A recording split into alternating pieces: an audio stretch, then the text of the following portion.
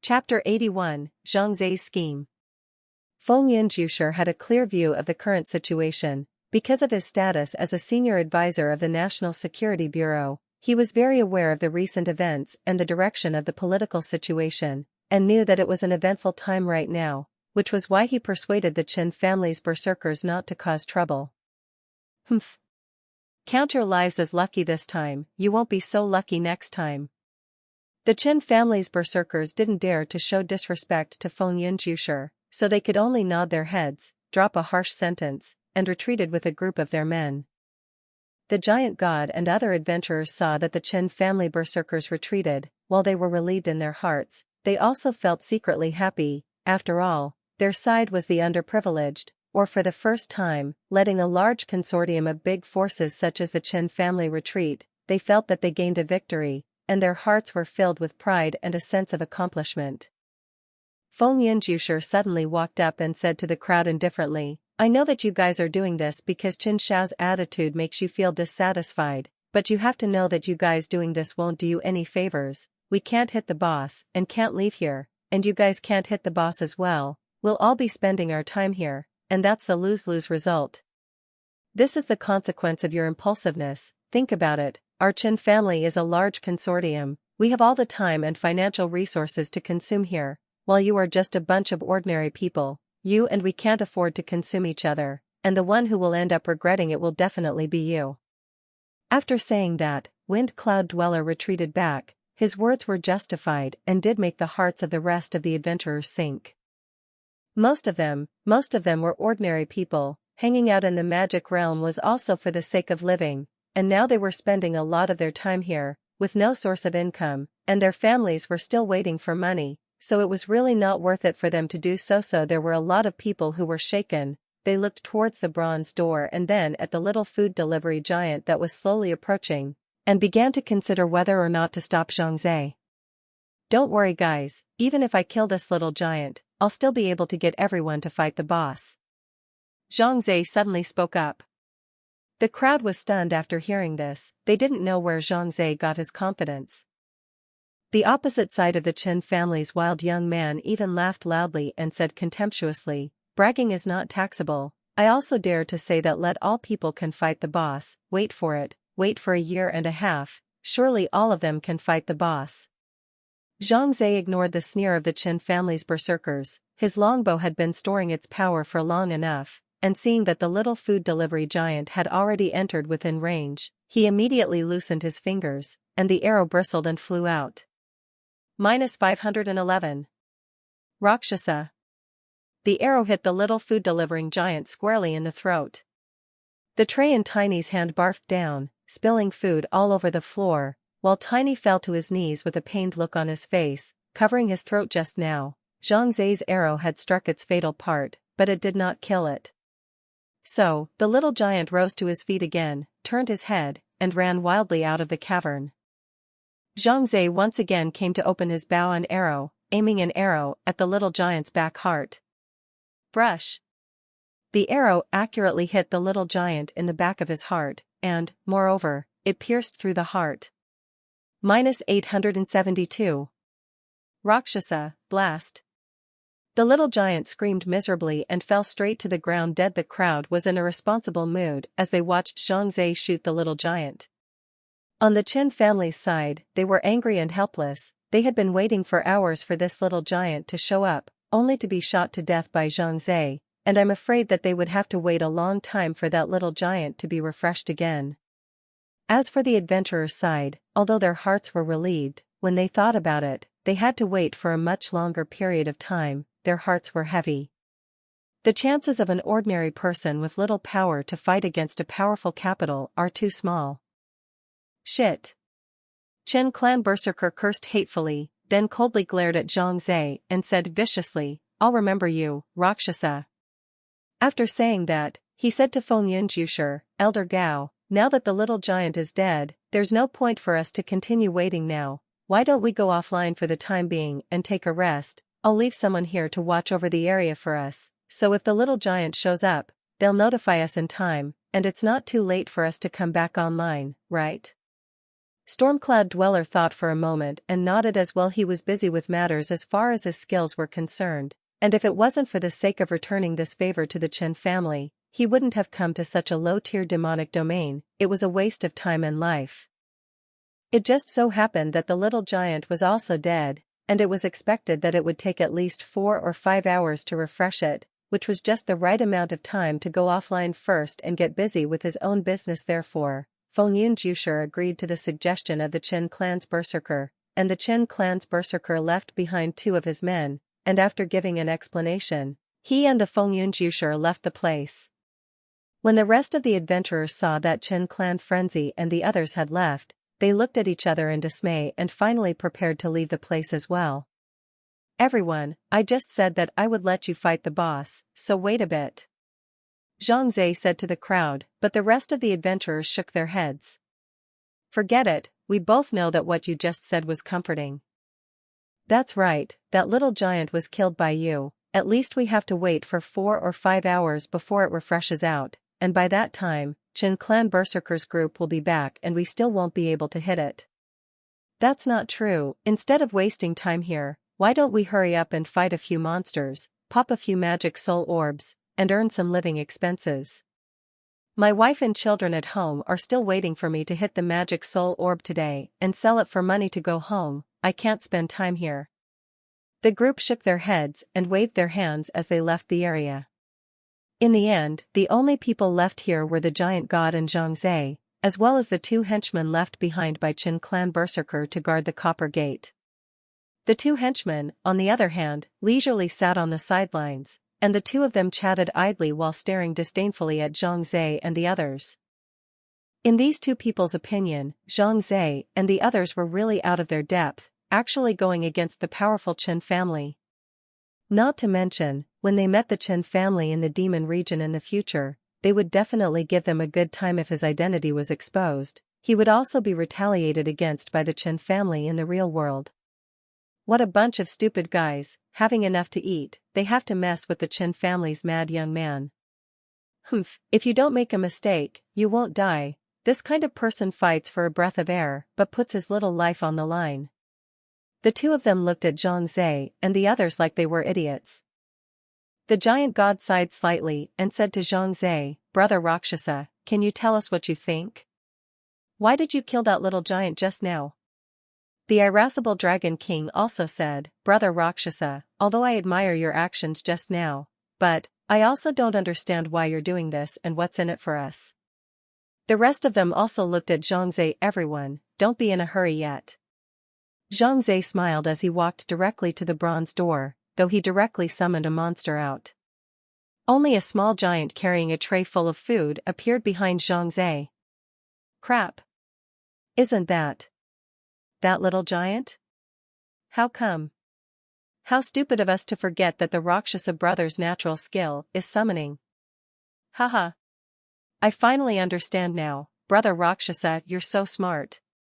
The crowd reacted when they saw that little giant. Not bad, that was Zhang Zhe's intention since the beginning.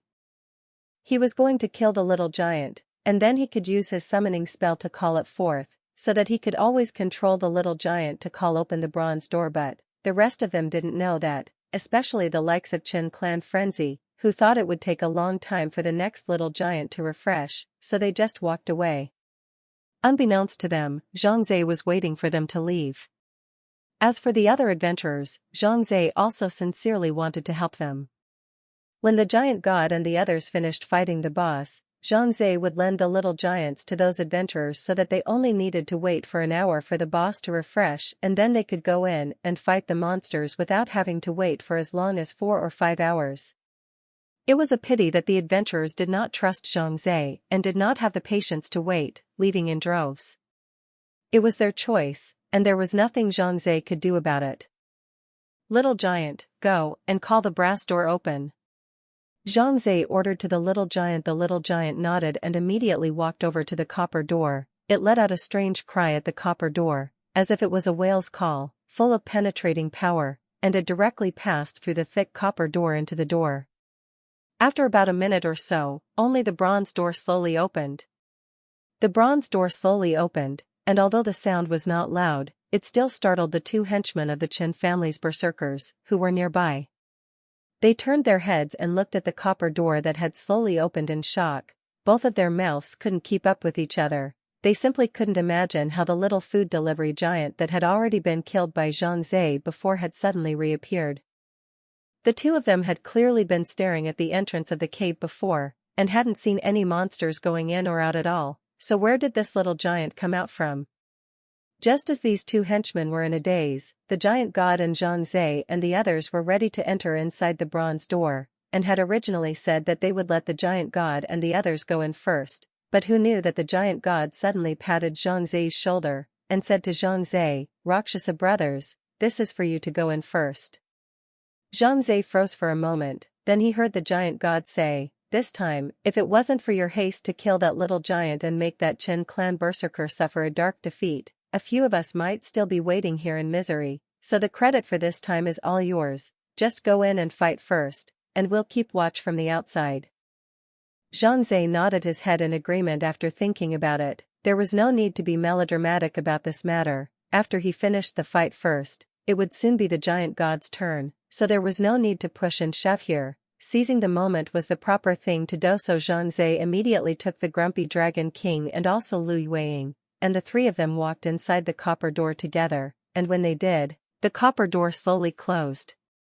Of course, before Zhang Ze and the others entered the copper gate, Zhang Ze had already taken the little giant back into his summoning space so that he would not be mistakenly injured by the others. Holy shit, I didn't just lose my eyesight, did I? I think I saw the little food delivery giant that had died earlier. What's going on? One of the henchmen said with a confused look on his face to another henchman, who was also filled with surprise and shook his head. Who the fuck am I asking if you're asking me? What a living hell. It's reasonable to say that after the death of this kind of small monster, it will take several hours before it is refreshed. Could it be that we've encountered a special situation today? The henchman scratched his head and couldn't figure out the situation. He clapped his hands and said, "What are the two of us speculating here? Hurry up and send a message to young master and the others." So, one of the two henchmen stayed in place to continue guarding the bronze door, while the other one ran all the way back to the altar and went offline to report the situation to Qin Clan Frenzy. The line of sight returned to Zhang Ze's side, and he, the irascible Dragon King, and Lu Yueying had just stepped inside the copper door when the copper door behind them banged shut. Inside the cave, there was only a small hole at the top of the cave, from which a pillar of light shone down, becoming the only source of light in the dimly lit cave. Zhang Ze looked around. The space of the cave in the copper door was not big, it was only half the size of a basketball court. At the end of the cave there was a stone chair where a tall two-headed giant was sitting. The two-headed giant's body was all shrouded in darkness, so he couldn't be seen clearly, but the crowd could still hear the heavy breathing coming from him. The irascible Dragon King whispered to Lu Yueying and Zhang Ze, "Let's not startle the snakes, see what's going on before we go." Zhang Ze and Lu Yueying nodded, and as a result, the irascible Dragon King himself suddenly rushed up with his stick first, causing the two to be speechless for a while. "Didn't we say not to startle the snakes yet?" Lu Yueying held her forehead while Zhang Ze had a bitter smile on his face. The grumpy Dragon King shouted as he ran, "I've been thinking about it, and I think it's better to make the first move." The two-headed giant sat on the stone chair, and when the irascible Dragon King came within his attack range, he slowly stood up from the stone chair, and his two huge heads turned their heads at the same time, and his four gazes were fixed on the irascible Dragon King. "Where's my food? And what are you? You're so stupid. These are obviously adventurers. They're here to kill us." "What? The adventurers? How did they get in here?" "Stupid. Of course we opened the door for them to come in. It just can't be. The ones calling the door are clearly our men, how could they be adventurers?" "Don't be a fool, our men must have been killed already. Now that the adventurers have hit us, if we don't hurry, we'll be the next to be killed." "Ho ho ho. I don't want to die. I want to kill them first." Right. Let's brothers work together to kill all these adventurers." The two heads of the two-headed giant launched into a conversation, talking like a comic strip. Just then, the irascible Dragon King had already rushed to them, swinging his iron rod and smashing it hard on them. -566. Grumpy Dragon King. It hurts. We're beat. Fight back. The two heads of the two-headed giant roared in unison, and he was seen swinging a huge axe in his hand, slashing fiercely at the irascible Dragon King. The grumpy Dragon King reacted quickly and immediately used his stick to block, only to be instantly swept away by an axe. 1185. Two-Headed Giant. Chapter 82, The Two-Headed Giant. The irascible Dragon King rolled on the ground several times before he stood up. His face became grave as he shouted at Zhang Zhe and Lu Yueing, "This guy has a lot of strength. You guys have to be careful." Lu Yueing was silent and charged directly towards the two-headed giant. The two-headed giant swung his giant axe towards Lu Yueing, but Lu Yueing was very fast and dodged past him in a flash while a light slash landed on the two-headed giant's body, causing him some damage.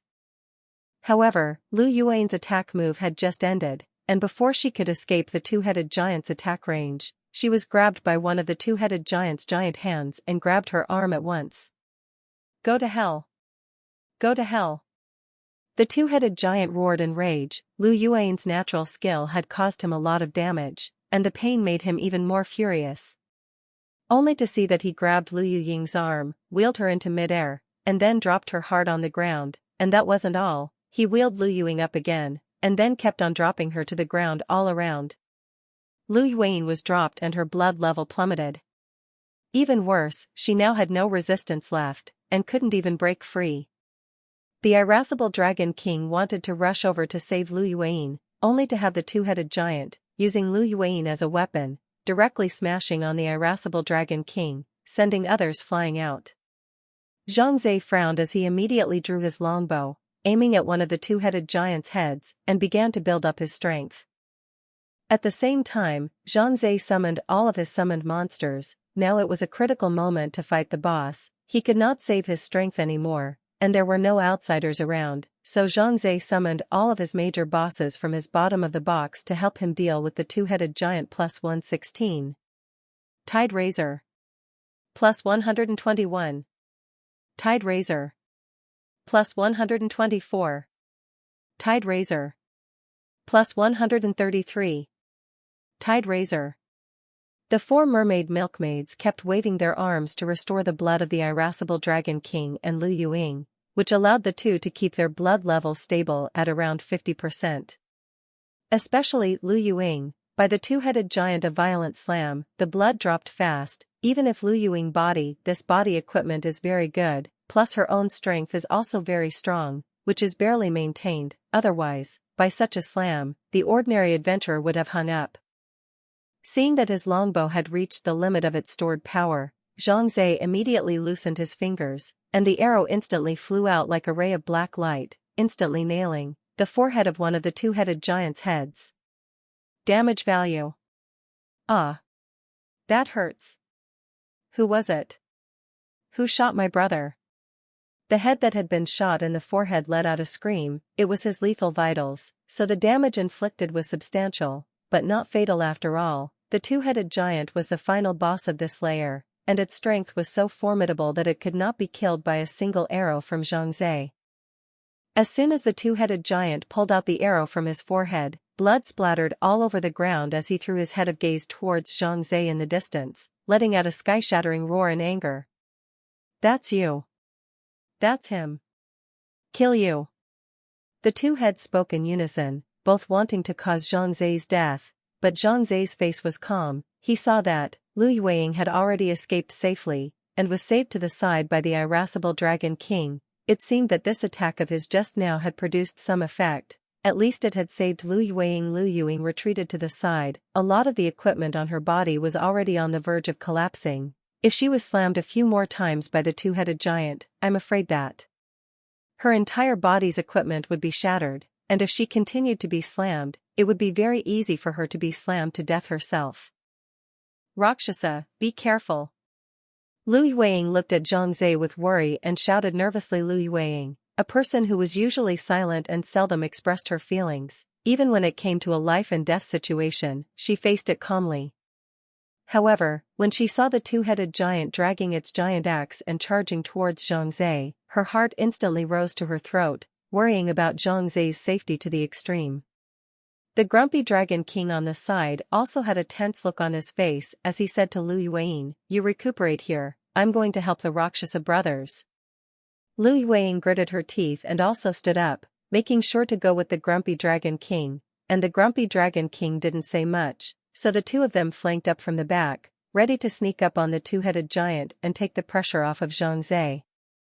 But Zhang Zhe's side wasn't really under much pressure, as Zhang Zhe now had several boss-level summoned monsters helping him deal with the two-headed giant. Although Zhang Zhe's boss-ranked summoned monsters were all low-level demon domain bosses, they were after all boss-ranked monsters, so they could still deal with the two-headed giant. Moreover, Zhang Zhe had a few boss-level monsters in his hands, like the heaven-swallowing frog, bull-headed commander, dog-headed man mining seed, and so on, which one of them was not an oil lamp, so after both sides fought, they temporarily reached a balanced state, and no one could do anything to stop them for a while. Damnable adventurer! You actually summoned so many helpers. We'll have to summon helpers as well to do so. Eldest, you take control of the body first, I'll summon our helpers now. One of the heads shouted to the first, who closed his eyes and mouthed the words, and then saw that a black shadow separated from the shadow of the two-headed giant. And this shadow stood up from the ground and formed a dark doppelganger of a two-headed giant, which also attacked Zhang Zhe.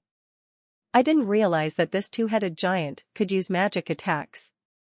Zhang Zhe's eyes narrowed. He now knew that in order to defeat the two-headed giant he had to start with the two heads of the two-headed giant, and the first one to be taken out would naturally be the head that could use summoning spells. So he immediately drew his longbow and aimed at that head, attacking it with arrow after arrow. The two-headed giant also seemed to know that he had to protect his head, so he left out one arm to block in front of his two heads. The arrows that Zhang Zhe shot all hit the two-headed giant's arm, which was thick-skinned, and even after taking a few arrows, it did not lose much blood, which made Zhang Zhe feel very depressed. Brother Rakshasa, don't be afraid. We're here to help you. Grumpy Dragon King and Lu Yueying flanked up from the back. The two of them launched a fierce attack on the back of the twin-headed giant. Damage value after damage value floated up from the twin-headed giant's back. Both of them attacked fiercely, so the damage was considerable, causing a lot of trouble to the twin-headed giant. Damn it! There are adventurers back there. We're being attacked front and back.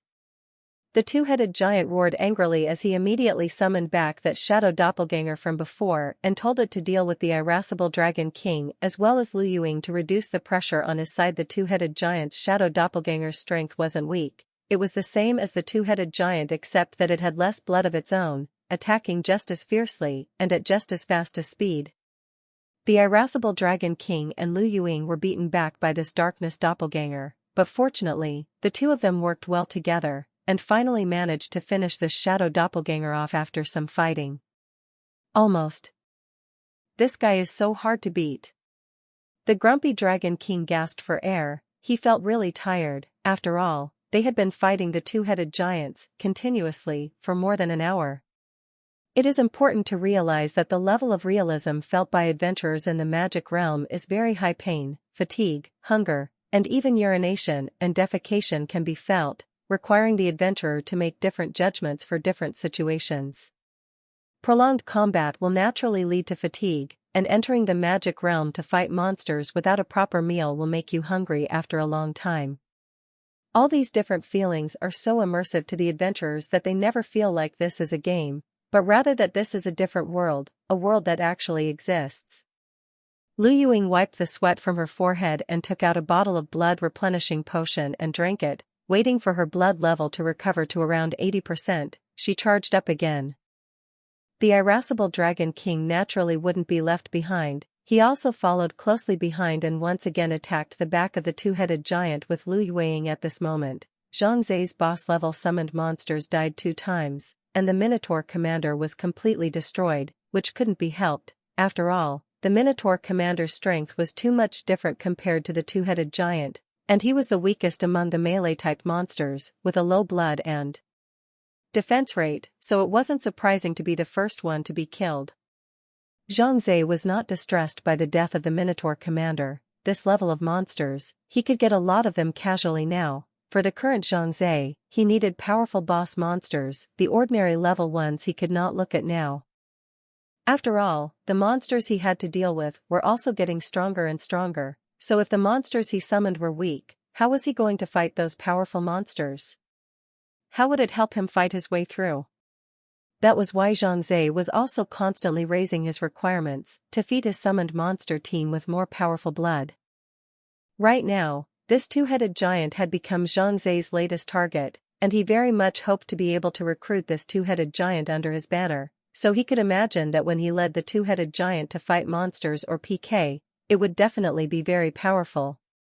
So with this thought in mind, Zhang Ze decided that he must take down this two-headed giant today. However, there were still a lot of difficulties in front of them that had not been resolved. That is, this two-headed giant blocked his head with his arm, making Zhang Ze's bow and arrow power greatly reduced, and the two-headed giant's body was just too hard. It was already hard to describe it with a thick skin and flesh, and it had to be described as a bronze wall. Not only that head that can cast magic will not only summon shadow doppelgangers, but will also add all kinds of buff attributes to its own body, such as enhancing defense, such as restoring blood. This can be a real headache. Already difficult to deal with in itself, it would also cast a variety of supporting spells and summon monsters to help it. Such a boss monster was the first time Zhang Ze had seen it in the magic realm. I have to say, going to higher levels of the magic domain, the strength of the monsters is getting higher and higher, especially the bosses. It's really getting harder and harder to fight. Zhang Ze gritted his teeth. He didn't have a better solution right now. After all, although these summoned monsters under his command were also very powerful, they were a far cry from the two-headed giant. Zhang Ze's only advantage was that he had a lot of summoned monsters under his command, and could barely fight the two-headed giant to a draw. However, as time passed, the two-headed giant kept stacking all kinds of buffs on himself, and all his attributes, such as defense, blood, and attack, were all being raised across the board. This made these summoned monsters under Zhang Ze suffer, to the point that the damage they inflicted on the two-headed giant couldn't even break through the triple digits anymore. This can't go on like this. Something else must be thought of. Zhang Ze frowned tightly, and just then, behind him, Lu Yueying and the Grumpy Dragon King struck out in unison, and the two of them combined their efforts to deal a bludgeoning damage to the two-headed giant. Minus 15,755. Grumpy Dragon King plus Lu Yueying. The damage dealt to the two-headed giant by this blast was so great that it had even broken into 4 digits. This made the crowd feel surprised, knowing that the double-headed giant now had a dozen layers of buffs stacked on it, and the various kinds of gain buffs made it difficult for the double-headed giant to take too much damage. But how did the irascible Dragon King and also Lu Yueying make it take so much damage? Ha ha ha. How refreshing. I didn't realize that the two of us could combine our natural skills. The irascible Dragon King suddenly laughed loudly. A smile also appeared on Lu Yueying's face as she said, "Yeah, I didn't expect it either, so it turns out that the two of us can combine our natural skills to attack together, and the damage is still stacked, so this is a new discovery." Yes, it's indeed a new discovery, and I've never heard of anyone being able to use this way to launch an attack on a target. So maybe the two of us really did discover this first. The Grumpy Dragon King had a smug look on his face and laughed. The two of us might have made history. Zhang Ze was stunned and hurriedly asked, "What are you guys talking about? How did you guys do it just now? Why could you inflict so much damage on the two-headed giant? What method did you guys use?" Zhang Ze was indeed curious in his heart as he detected some important information from the two people's conversation. Perhaps the two people had really discovered some heavenly secret. Lu Yueying said with a faint smile, "Just now, the two of us used our natural skills at the same time to launch an attack on the two-headed giant. It was a subconscious action that neither of us discussed beforehand, it was just released naturally, and as a result, I didn't expect that the two of us actually fused our attacks together and inflicted stacked damage on the two-headed giant. It seems to be even more powerful than a bludgeon, knocking out over 10,000 points of his blood in one go. It's really painful. Zhang Ze was immediately taken aback. He had not thought that the adventurer's natural skills could actually be used in combination, and the damage was still stacked. This was indeed an amazing discovery. The grumpy Dragon King laughed at the nearby Lu Yueying. Yueying, let's try again and see if we can still merge the talent skills together. Good. Lu Yueying nodded in agreement, so the two of them took up positions and once again used their natural skills to attack the two-headed giant. Chapter 83, Infighting. However, this time the two of them didn't merge their natural skills together, and naturally speaking, there was no stacking of damage. Strange. Why hasn't it merged? The grumpy Dragon King shook his head in confusion. Lu Yueying pondered for a moment and said, the way I see it, it must be that the timing of the two of us casting our natural skills is not right. We must not have reached the level of time consistency. Let's try it a few more times. Practice makes perfect, and after we reach a certain tacit understanding, we should be able to do it. Okay. Let's try again then. The grumpy Dragon King agreed painfully, so the two began to wait for the cooldown of their talent skills to end, and then used their own talent skills to see if they could merge. Zhang Ze was speechless for a while beside him. These two guys didn't distinguish between time and occasion. Now they were fighting the boss, but they were even conducting an experiment. However, Zhang Ze also joined the analysis for this phenomenon. It is indeed an amazing discovery that talent skills can be combined, but it doesn't apply to every adventurer. Zhang Ze thought as he fought the two-headed giant. Only adventurers who use active attack skills, like Lu Yueying and the grumpy Dragon King, can achieve talent skill merging, while adventurers with passive talent skills, like the Giant God and I, can't achieve such an effect. I wonder, can mage-type professions also produce such effects? Logically it should be possible. For example, if wind spells and fire spells are merged together, they will create more powerful damage. Zhang Ze had gathered a lot of information on gaming from his own memories of his previous life, and he applied this information to the magic realm and found that there was no sense of incompatibility. Let's talk about these things later. Let's finish this monster in front of us. Zhang Ze retrieved his thoughts and continued to shoot the two-headed giant with arrow after arrow. Beside him, the four fish nurse kept restoring the blood level of their companions, while on the other side, the sky-swallowing frog had to keep spitting out fireballs and smashing them fiercely on the two-headed giant's body in front of Zhang Ze. The Goblin King and a group of boss-level summoned monsters such as the Dogman Mine Master were still fighting hard against the two-headed giant. Their levels were too low, and it was hard for them to gain the upper hand when fighting with the two-headed giant, so they were now in a state of retreat. Fortunately, the irascible Dragon King and the two-headed giant that Lu Yueying kept attacking from the back made it not dare to approach Zhang Ze's side excessively, plus those two were now cooperating more and more, and the number of times the attacks of their natural skills merged was getting higher and higher, and every now and then, they would engage in a stacked damage, causing a great deal of trouble to the two-headed giant. It hurts. It hurts too much. The two-headed giant let out a wild roar as he finally turned around and focused all of his attention on Lu Yueying and the grumpy Dragon King, as the two of them had now far surpassed Zhang Ze's side in terms of damage, so all of the hate values were being pulled over by the two of them. Kill you all. Tear you to pieces. The two-headed giant lunged towards Lu Yueying and the irascible Dragon King with his teeth and claws open. His huge figure was 5 meters tall, as if a small mountain was pressing towards Lu Yueying and the irascible Dragon King. Knowing that they could not fight the two-headed giant hard, the two men immediately turned around and ran, while Zhang Ze at the back seized the moment and kept shooting at the back of the two-headed giant's head, and in no time, a large amount of damage was inflicted on the head that could cast magic. That arrow shooter is so annoying. Let's get rid of the one who shoots arrows first. No, I'm going to deal with those two who sneaked up on me. The two heads of the two-headed giant had a disagreement. One advocated to finish off Zhang Ze first, while the other wanted to finish off Lu Yueying and the irascible Dragon King first. For a while, neither of the two heads would allow anyone to do so, so his body froze in place, with each of the two heads controlling a hand, and surprisingly, they twisted and fought with each other. Holy shit, what's going on here? why are these two guys fighting? The grumpy Dragon King's eyes widened at once. He could hardly believe that the boss could actually fight with itself. Lu Yueying said in a deep voice, "Don't fret, let's hurry up and take this opportunity to finish him off." Zhang Zai's side also felt that this was a rare opportunity, so he immediately led the rest of the summoned monsters and once again launched a fierce attack on the two-headed giant, while the longbow in his hand videotaped the spellcasting head with arrow after arrow. -575. Rakshasa. -15,172. Grumpy Dragon King, plus Lu Yueying.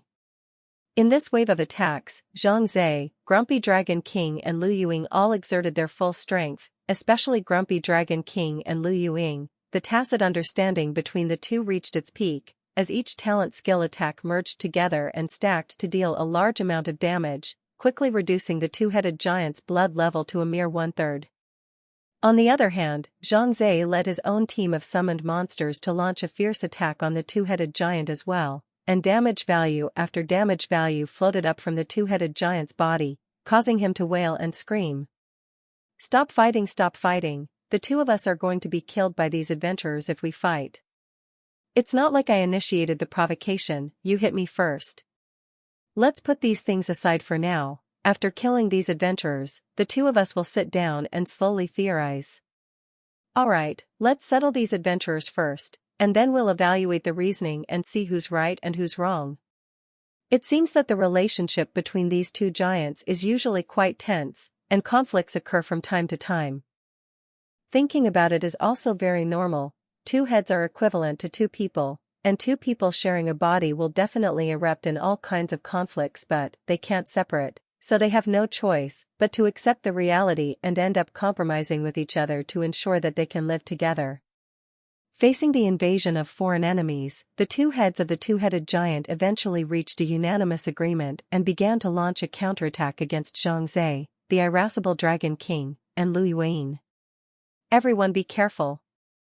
The two-headed giant is going to counterattack. Zhang Zai reminded loudly. His side was a bit safer. At least he was hiding at the back, and there were many summoned monsters in front of him to fend him off, so the danger factor was lower. Plus, his damage value wasn't high, so the two-headed giant's hate value hadn't been on him, but on the Grumpy Dragon King and also Lu Yueying. The irascible Dragon King and Lu Yueying also immediately distanced themselves from the two-headed giant, and just as they retreated, the two-headed giant's wolf-toothed club swept past them wrapped in a strong wind. A wolfsbane rod that thick would lose at least a quarter to a fifth of its blood level if it was swept. The damage was really very high. However, the Grumpy Dragon King and Lu Yueying didn't run away. They bullied their way forward again after the two-headed giant's attack ended, and the two of them cast their talent skills at the same time, merging together once again to deal a large amount of stacked damage. -16,004. Grumpy Dragon King plus Lu Yueying. Blood and damage values floated up from the two-headed giant's body. The blood was caused by Lu Yueying's longsword, and the damage values were caused by the Grumpy Dragon King's iron rod. The two men took advantage of the situation and dodged the two-headed giant's wolfsbane while still frantically greeting the two-headed giant's body with the weapons in their hands. On the other side, Zhang Zai was not idle either. His longbow shot over arrow after arrow. Zhang Zai could see that the blood level of the magic-casting head of the two-headed giant was getting lower and lower, and he felt that if he held on for a little while longer, he would definitely be able to shoot that head to death. That's right, there were 2 blood bars on each of the 2 heads of the two-headed giant, and Zhang Zai guessed that as long as the blood bars on both heads were emptied, it was expected that the giant would hang up. So he was now going to attack each one, focusing all his firepower on one head. And he also ordered his summoned minions to all attack that summoned magic head as well, with the sole purpose of taking out that head as fast as possible. Just like that, under the pincer attack of Zhang Zai, the Grumpy Dragon King and Lu Yueying, the two-headed giant was losing ground, and his blood level once again dropped by a large portion, leaving him with only a pitiful 10% or so. In the end, under Zhang Zai's continuous attack, the head that could cast magic was finally exploded by Zhang Zai with an arrow.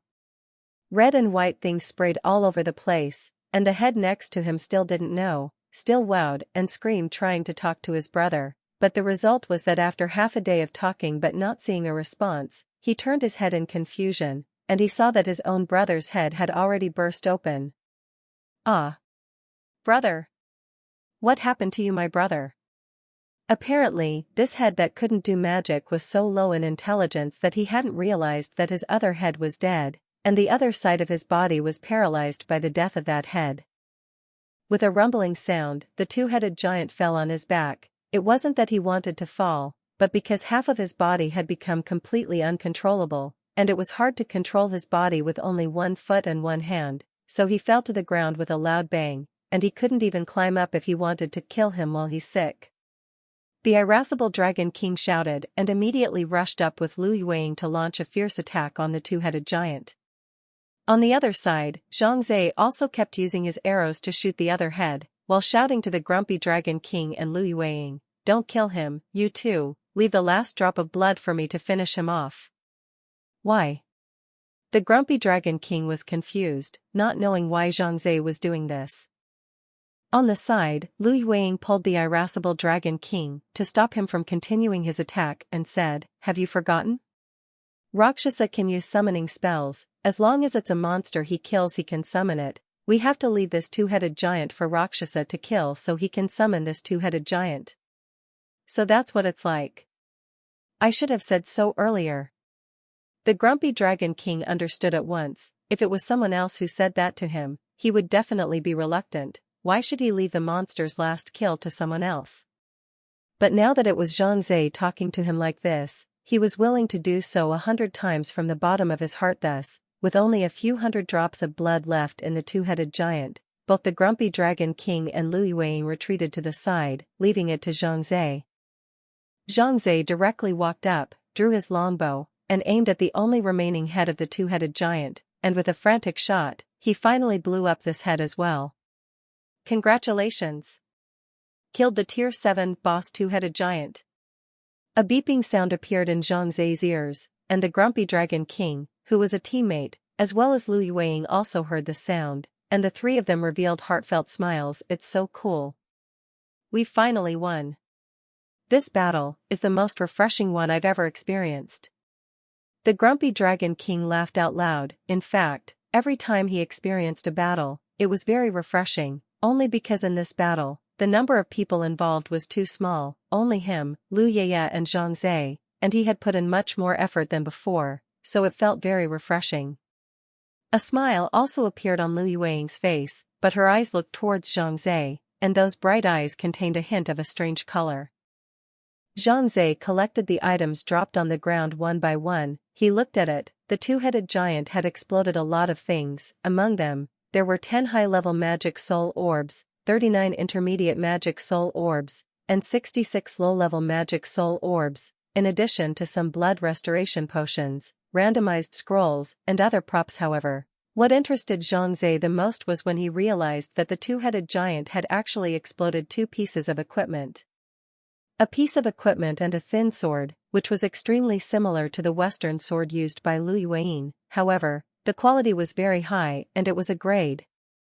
Zhang did not know what level the Western sword that Lu Yueying was using was, but Zhang had already made up his mind to give this sword to Lu Yueying.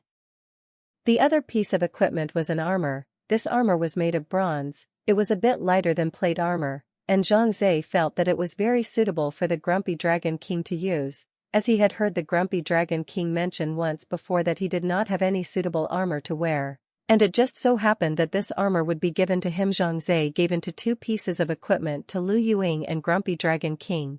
Grumpy Dragon King was not polite. His nature has always been fastidious. Zhang was originally his friend. He felt it was very normal to collect his friend's things, and this time, he also contributed a lot of effort. It was also considered a reward he deserved.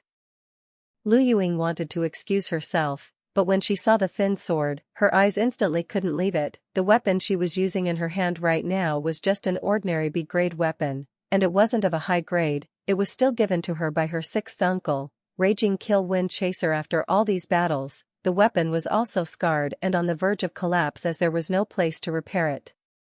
In the magic realm, since there were no side professions, and there were no places like stores and smithies. There was no place to repair an adventurer's weapons and equipment, and there was no place to sell the garbage that they picked up, so in the end, they could only throw them away.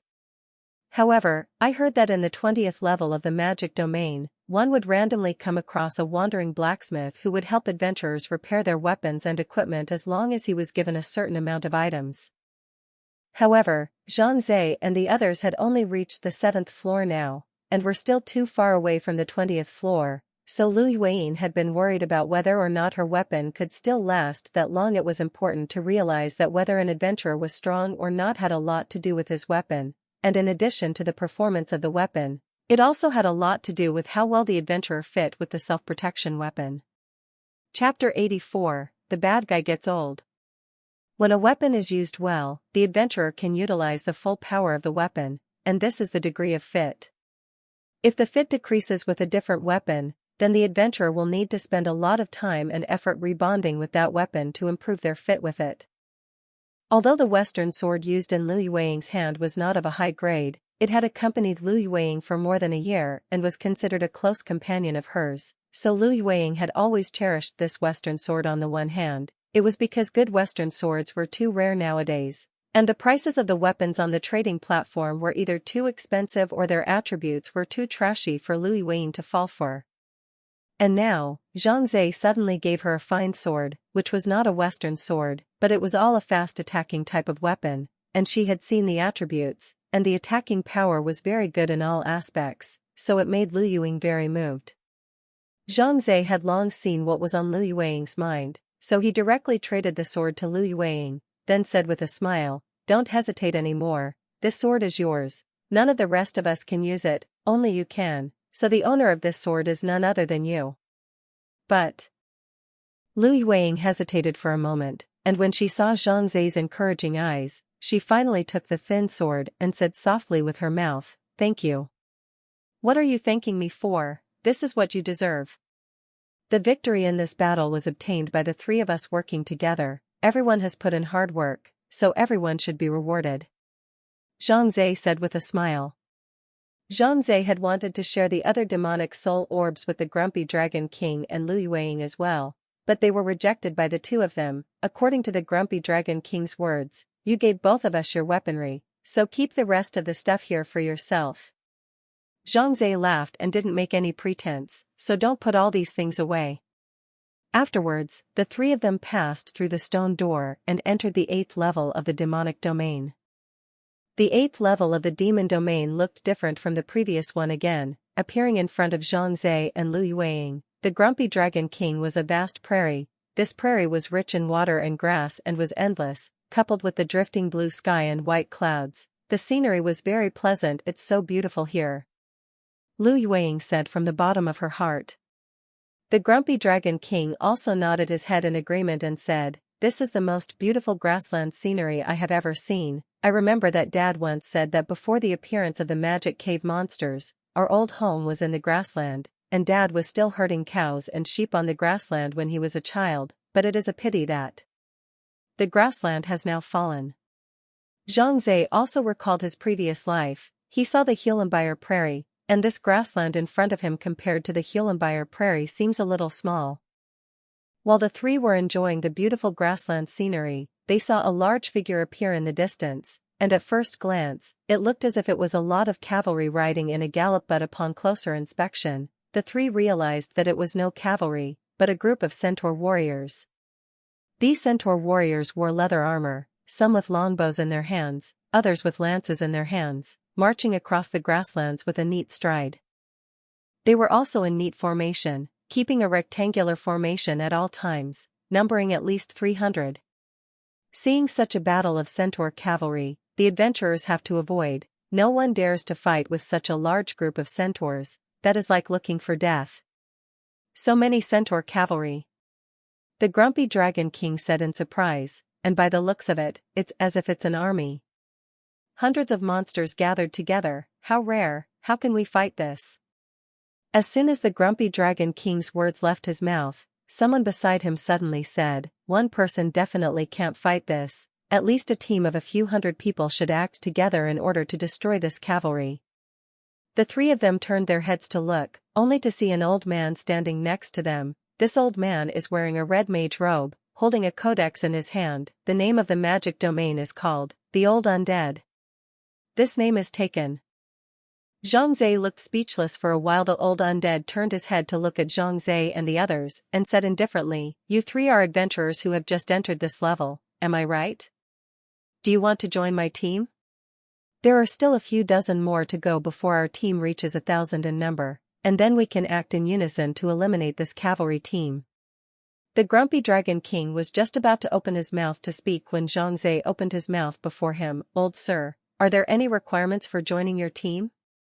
"Hee, the requirements are definitely there. First of all, we must listen to the command. After all, we are facing 300 centaur cavalrymen. They are highly organized and disciplined, and their fighting strength is not weak. If we are scattered on our side and fight separately, then we definitely can't eliminate them," the Old Undead said with a slight smile. "Secondly, regarding the distribution of the loot must be uniformly distributed by the head of the group, that is, I am here. Of course, there are more or less loot, good or bad. I may not be able to do it in one bowl of water, but as far as possible to meet the requirements of all. The last point is that every new member who joins the team needs to turn in 10 magic soul orbs as a group fee. After all, I'm such a big old man, commanding thousands of people to fight together is very consuming, and you guys won't be able to bear not to pay for this hard-earned money, right?" "Sure enough." Zhang Zhe grunted in his heart as he glanced at Lu Yueying and the Grumpy Dragon King, and the three of them revealed heartfelt smiles. "That's right, they've run into another old con man. Thank you for your kind words, old man. We don't want to join any team just yet. We'll come back to you when we need it." After saying that, Zhang Zhe and the other three summoned the guiding elves and prepared to leave the 8th level of the altar. Heading to the 7th level, they had already cleared the boss on the 7th floor, but the giant god and the others were still waiting, and now that more than 2 hours had passed, the new boss had been refreshed, allowing them to go in and fight the monsters as well. "Hey, everyone, don't be in a hurry to leave first. The group fee is negotiable. If 10 are not available, one person can also pay 5. Seeing that Zhang Zhe and the others were about to leave, the Old Undead hurriedly changed his words, but unfortunately, no one listened to his nonsense. A burst of white light flashed. Zhang Zhe and the other three disappeared in the same place. With a depressed shake of his head, the Old Undead then shifted his target, and seeing a few more adventurers appearing next to him, he looked up and down, and after determining that these people were also newbies, he put on an inscrutable look and walked up to strike up a conversation. Returning to the altar of the 7th level of the demon domain, Zhang Zhe and the other three looked at each other before laughing in unison. "That old liar, does he really think that we are all rookies who don't know anything, and that we can fall for this kind of trickery?" The irascible Dragon King, with a face of contempt, said, "If it wasn't for Rakshasa stopping me, I would have the heart to go up and scold this old thing severely." Lu Yueying said, "This kind of scum is fine for us to ignore, so why bother to be general with him?" "Yeah." Zhang Zhe sighed and nodded his head. He suddenly remembered a saying circulating on the internet in his previous life and casually said, "It's not the old people who have become bad, it's the bad people who have become old." "Brother Rakshasa, your words make a lot of sense." The irascible Dragon King said with deep sympathy, "In this world nowadays, for the sake of money and profit, there really are all kinds of people." The three of them chatted as they prepared to leave the altar and head towards the 7th level of the demon domain boss's room. Right at this moment, a few more silhouettes appeared on the altar. Surprisingly, it was Wind Cloud Dweller and Qin Clan Berserker and the others. The people on both sides directly hit each other, and Qin Clan Berserker and Feng Yunjiushi immediately froze. "Why are you guys here?" Qin Clan Berserker asked in a deep voice. "My men said that you guys entered the boss's room? Is that true?" Zhang Zhe didn't even look at him and turned around. Lu Yueying followed him and was silent. Only the Grumpy Dragon King turned his head and said with a grunt, "We didn't just enter the boss's room, but we also killed the boss. We just came back from the 8th level of the demon realm, so we're going to go now to get the rest of our companions to enter the boss's room and fight the two-headed giant." A look of surprise appeared on the faces of Wind Cloud Dweller and the others when they heard the words of the Grumpy Dragon King, especially Wind Cloud Dweller, who had previously thought that the henchman was talking nonsense. After all, the refresh time of that little giant that served food was really long. Once, too, he took the others to fight this two-headed giant, and waited for 4 or 5 hours before he saw the little food-delivering giant show up. And this time, the little giant had just been killed by Zhang Zhe not long ago, so it was reasonable to say that it would take at least 5 or 6 hours for it to be refreshed. However, he and Qin Clan Frenzy had just gone offline for less than 3 hours, and it was actually refreshed, and this matter was too exaggerated. So Feng Yunjushi didn't really believe in it, but due to the Qin clan's invitation, he had no choice but to return back into the demon realm with the Qin clan's maniacs to check out the situation again. How is this possible? There's absolutely no way that the refresh time of the little giant that delivers food could be so short. Before seeing it with his own eyes, Feng Yunjushi was still skeptical, and he and Qin Clan Berserker and the others tailed Zhang Zhe and the others all the way outside the two-headed giant's room, where they saw that the giant god and the others were still standing outside the copper door. "You guys are finally back. We were still worried." The little princess of money saw Zhang Zhe and the others return and immediately waved at them excitedly. The giant god smiled and asked, "Seeing how excited you three are, the two-headed giant was taken down by you, wasn't it?" "That's for sure. With my Dragon King here, no boss is good enough," the grumpy Dragon King said with a smug look on his face, and as soon as he finished saying this, the little princess of money gave him a fierce blank look and said, "Bragging." One night knowing Autumn asked, "Quickly tell us, what are the characteristics of that two-headed giant in there, and how did you defeat him? The three of us will take lessons from you properly." Lu Yueying was just about to open her mouth when the little princess of money suddenly ran over and covered her mouth, then said to the crowd, "This is our secret, we can't let anyone else know." After she finished speaking, her gaze was vigilant as she looked towards Wind Cloud Dweller and Qin Clan Berserker and the others, obviously worried that they were eavesdropping from the sidelines. Qin Clan Berserker's nose was almost crooked. How could he, the young master of the Qin clan, possibly go and do such a lowly thing? Besides, there was a super expert Wind Cloud Dweller next to him. Dealing with a tiny Tier 7 demon domain boss was no trouble at all, so what was the point of eavesdropping on other people's fights? The giant god and the others listened to the arrangement of the little princess of money. They walked aside alone. Lu Yueying told the giant god and the others all about the problems that they actually encountered when they fought the two-headed and how they defeated the two-headed giant. Zhang Zhe and Grumpy Dragon King also made some additions from the side, and the giant god and the other three nodded their heads. They had already gotten a general idea of the two-headed giant's situation, and now they were more confident in defeating this boss. "It's been hard on you guys. Now the three of us will prepare to go in and fight the two-headed giant. Hurry up so we can go to the 8th level of the demon realm."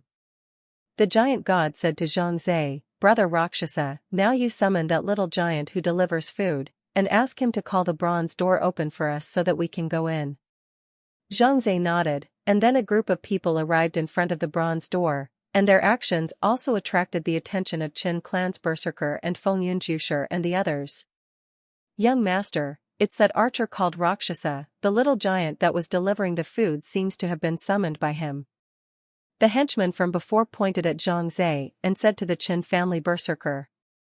Qin Clan Berserker and Feng Yunjushi exchanged glances, and both of them looked at Zhang Zhe in unison, only to see Zhang Zhe snap his fingers, and a figure appeared next to him, the very same little giant who had delivered the food. "What? He can actually summon monsters?"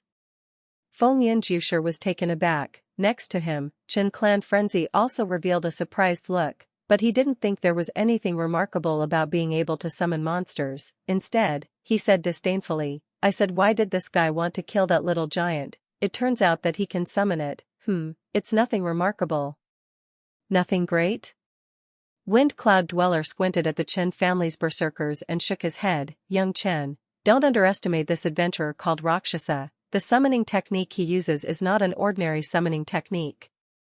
According to my years of experience, I have never seen any adventurer who can summon monsters from the demon realm."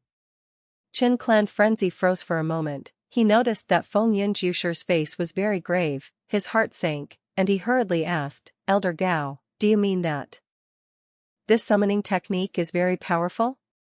Of course. Wind Cloud Dweller's eyes flashed with a strange look as he had said, think about it, this adventurer called Rakshasa killed the little giant that was delivering food, and then he was able to summon this little giant. Does this mean that the trigger condition for this summoning technique of his is that any monster that he kills can be summoned by him? We can make an assumption, if, indeed, Rakshasa can summon all the monsters he has killed, then can this include boss-level monsters? If he can even summon bosses, imagine facing several, a dozen, or even dozens of bosses at the same time, do you have a chance of winning? Chapter 85 Two-Brush Two-Headed Giant. Hearing this, Chen Clan Frenzy had understood, and he instantly felt a chill run down his back and a cold sweat trickle down his forehead.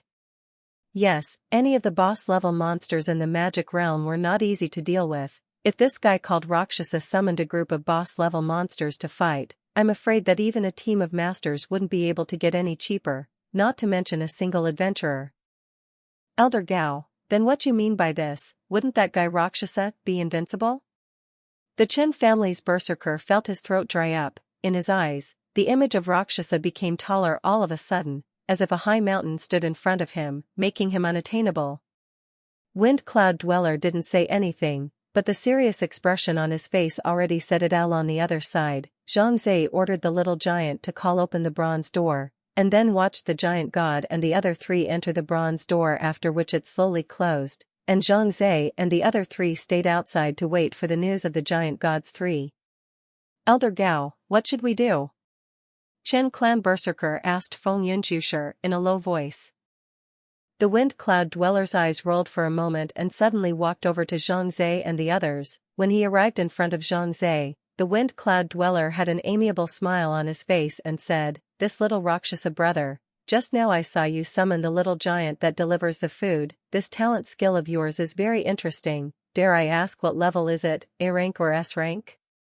Zhang Zhe narrowed his eyes. He didn't know what the purpose of this Feng Yunjusher coming over to talk to him was, so he didn't want to reveal any information about himself to this Feng Yunjusher. It was a pity that the Dragon King next to him was a loudmouth, and he spoke up for Zhang Zhe. "My brother is an S-rank natural skill." "How about that, awesome." "Bullshit you." Zhang Zhe was inwardly speechless. Feng Yunjusher raised his eyebrows and said with a smile, "So it is an S-class talent. No wonder, no wonder.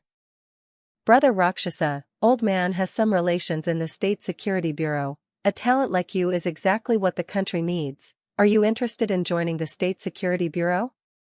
Old me can recommend you." Zhang Zhe and the other three were taken aback, especially Lu Yueying and the Grumpy Dragon King. They did not expect that this Feng Yunjusher suddenly had a relationship with the National Security Bureau, and that he would also help Zhang Zhe to enter the National Security Bureau. You have to know that this department of the National Security Bureau is the most important department in the Great Summer Country. Without one directly under the command of the supreme leader of the Great Xia Country, wherever the peace of national security is involved, it can't be bypassed by this department. It can be said that in front of the NSA, even the Ministry of the Army has to take a back seat, and even in extraordinary times, the Ministry of the Army has to follow the command of the NSA. The Grumpy Dragon King's volunteer was to be able to join the National Security Bureau and serve his country, so he had been desperately trying to improve his strength now, hoping to pass the vetting of the second-order demon domain powerhouses. And now, Zhang Zhe, who wasn't even a first-order demon realm powerhouse, actually had the opportunity to join the National Security Bureau, which made him envious, and at the same time, he was also happy for Zhang Zhe and said excitedly, "This is a good opportunity, Brother Rakshasa. Don't miss it, promise this old man." Lu Yueying also nodded at Zhang Zhe. Her sixth uncle was a high-ranking member of the Magic Domain Bureau, and she usually didn't hear her sixth uncle mentioning the National Security Bureau, which was a department with many experts and deep pockets at the same time. It is also a sector where ambitions can be realized and great things can happen. Lu Yueying's sixth uncle then often lamented that he did not pass the National Security Bureau's examination and could only end up being resigned to the Magic Domain Bureau, which became something he regretted for the rest of his life. If Zhang Zhe was able to enter the National Security Bureau, Lu Yueying believed that with Zhang Zhe's strength, he would definitely be able to show his head and soar. Just when everyone thought that Zhang Zhe would definitely agree, Zhang Zhe shook his head indifferently and said, "Thank you for your good intentions, but I am still a school student, and I haven't even gotten the certificate of a level 1 demon realm powerhouse. I feel that there are still a lot of things lacking in me, and I want to hone my skills a bit more. The matter of joining the National Security Bureau will be discussed later." Zhang Zhe's thoughts hadn't changed since the beginning. He didn't want to expose his sharpness too much until he was strong. After all, he still understood the reasoning that a big tree attracts the wind. Also, he had to protect his sister and didn't want to bring unnecessary trouble to his loved ones. Therefore, unless Zhang Zhe had a strong ability to protect himself and his sister, he wouldn't even bother joining any organization or individual. Feng Yunjushi was also a bit surprised when he saw that Zhang Zhe had rejected himself so dryly. He wanted to persuade him a few more times, but he, who had read countless people, had already seen that Zhang Zhe's attitude was unlikely to change any further, so he didn't say anything more. He just nodded his head and turned around to go back to Chen. Clan Berserker sighed. "Elder Gao, you just now this is trying to pull him in?" The Chen family's berserker was also a person with a delicate mind, and immediately asked in a low voice.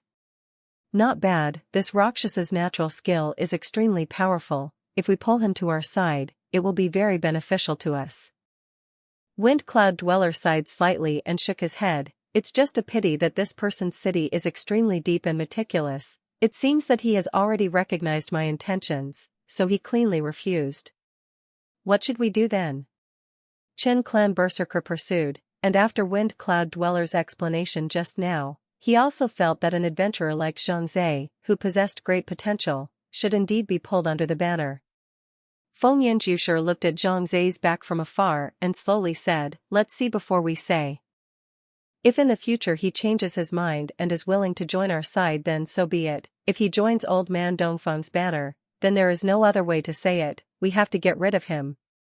Characters like this will surely become a scourge in the future if they can't be used for us." A cruel smile appeared at the corner of Wind Cloud Dweller's mouth. "What we can't get, no one else can." Afterward, the group left. After all, the little giant that delivered the food was on Zhang Zhe's side, and Zhang Zhe could not possibly lend it to them if they were going to wait for the little giants delivering the food to Reflash. It would take at least as long, so there was no point in continuing to wait around and wasting time. "I say, Brother Rakshasa, I really admire you, from the bottom of my heart. You don't even go to the National Security Bureau. Where do you want to go?" "Go to heaven." The irascible Dragon King was a bit angry and spoke a bit harder, as he felt that it was too bad for Zhang Zhe to miss this opportunity. Although Lu Yueying on the side didn't say anything, the expression on her face was also puzzled with disbelief, and she also felt that Zhang Zhe shouldn't miss this opportunity. Zhang Zhe thought about it and smiled faintly. "I know that you are doing this for my good, however, I don't have much goodwill towards this Feng Yunjushi, and I want to rely on myself to realize my wish. I don't want to rely on others." "Row. You can endure." The irascible Dragon King huffed and turned his head away, saying, "I think I'm naive enough as a person, but it turns out that you're even more naive than me. Do you really think that in this world, you can get to the top by relying on your personal strength? Without relationships and connections, it's really hard to move an inch." Grumpy Dragon King, thinking of his own year when he examined the Qingdao Martial Arts School, his dad cut his head, looking for relations through the back door, which allowed himself to become a walk-in student, although not a formal student, but also to their father and son were happy for a long time. However, the bitterness of it, the Grumpy Dragon King still remembers even now, especially when he saw his old man in front of certain big shots, nodding his head, ordering cigarettes and pouring wine. Practically as humble as a third grandson, he felt bad in his heart. Therefore, seeing that someone rushed up to help Zhang Zhe, but Zhang Zhe did not cherish it and missed such a good opportunity, the Dragon King felt sorry in his heart. Lu Yueying was silent for a moment, patting the Dragon King's shoulder and shaking his head. The Dragon King could only sigh and nod his head. "I know that you are very strong, however, there are stronger people in this world, brother. I can only wish you good luck." Lu Yueying walked to Zhang Zhe's side and said in a low voice, "Don't blame the Dragon King for being straight-talking. His father went through a lot of trouble to get him to enter the Qing University's martial arts school as a walk-on. The Dragon King's ambition is to be able to enter the National Security Bureau after graduation and work for the country, but in fact, we all know that the possibility of this is very low. Unless the Dragon King is exceptionally talented, or has powerful backers and connections, he won't be able to enter the National Security Bureau at all, and now you have a rare opportunity in front of you, but you rejected it outright, so the Dragon King is a bit unable to accept it, and I hope you can understand his feelings. Zhang Zhe nodded slightly and said, I can understand, my path, I'll try to go on. The three of them chatted while waiting for the giant god and the others to come out. About an hour later, the giant god and One Night Knowledge and the little princess of money appeared at the entrance of the cave, and the little princess of money happily waved and greeted the crowd. We passed too. Everyone gathered together, and the little princess of money colorfully described to the grumpy Dragon King and Lu Yueying the scene at that time when they were fighting. Because of the previous experience of Zhang Zhe and the others, it was much easier for the three of them to fight that two-headed giant, and although some hiccups arose in the middle of the process, in the end, there was no danger after killing the two-headed giant. The three of them also obtained some bonus items. One Night Knowledge got an A-rank staff, while the little princess of money got a B-rank dress, so this trip was considered to be a bumper harvest. Big Brother Rakshasa, you all passed, when will you take me through? The Moonlight Bunny, however, pulled Zhang Zhe's arm in a raw manner and asked in a pitiful manner. Zhang Zhe laughed, stroked her hair and said, now I'll let you pass. Zhang Zhe looked at the crowd, and everyone expressed their willingness to go in with Zhang Zhe and fight the two-headed giant once more. After all, Zhang Zhe deserved a lot of credit for everyone being able to pass so quickly this time. After some consideration, Zhang Zhe decided that he would ask the giant god for help. The main reason was that the giant god could protect the Moonlight Bunny. After all, the Moonlight Bunny was too weak, even if Zhang Zhe had given her a piece of equipment with a high level of evasion, and many physique magic soul orbs for her to absorb in order to increase the Moonlight Bunny's blood volume and defense. However, Moonlight Bunny's blood and defense were still very low, and Zhang Zhe was worried that he would not be able to take care of her for a while fighting the two-headed giant, putting her in danger, so he ultimately decided that he would ask the giant god to join the team and specifically come to protect Moonlight Bunny. As for that two-headed giant, Zhang Zhe was perfectly capable of summoning another one of these two-headed giants and letting them fight each other, with Zhang Zhe helping out at the back and the other summoned monsters. Zhang Zhe believed that he should be able to finish this two-headed giant off quite easily. Don't worry, just leave the little rabbit to me, I'll make sure she passes through peacefully. The giant god laughed and patted his chest in promise.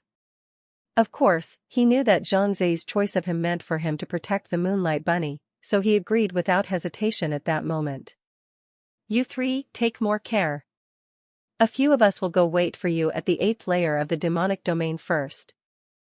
After knowing Autumn for a night and the others watched the giant and Zhang Zhe's trio enter the copper gate, the three of them returned directly to the 7th layer altar and entered the 8th layer demonic domain, waiting for Zhang Zhe and the others at the altar of the 8th layer demonic domain facing the two-headed giant for the second time. The two of them, Zhang Zhe and the giant god, were much more comfortable, as Zhang Zhe summoned all of his summoned monsters and began to unleash a fierce attack on the two-headed giant. The giant god, on the other hand, took the Moonlight Bunny and dodged far away, using the giant shield to protect her well-being, while keeping an eye on Zhang Zhe's side of the situation, ready to come up and receive her at any time. However, until the end of the battle, when the two-headed giant was finished off by Zhang Zhe, the giant god did not have a chance to strike. Brother Rakshasa is getting more and more powerful. I don't think it will be long before he becomes the absolute main force in our team. We might have to rely on him to deal with bosses in the future. The giant god thought secretly in his heart as he watched Zhang Zhe finish off the two-headed giant and clean up the battlefield. Oh, I didn't expect to actually explode an A-rank shield.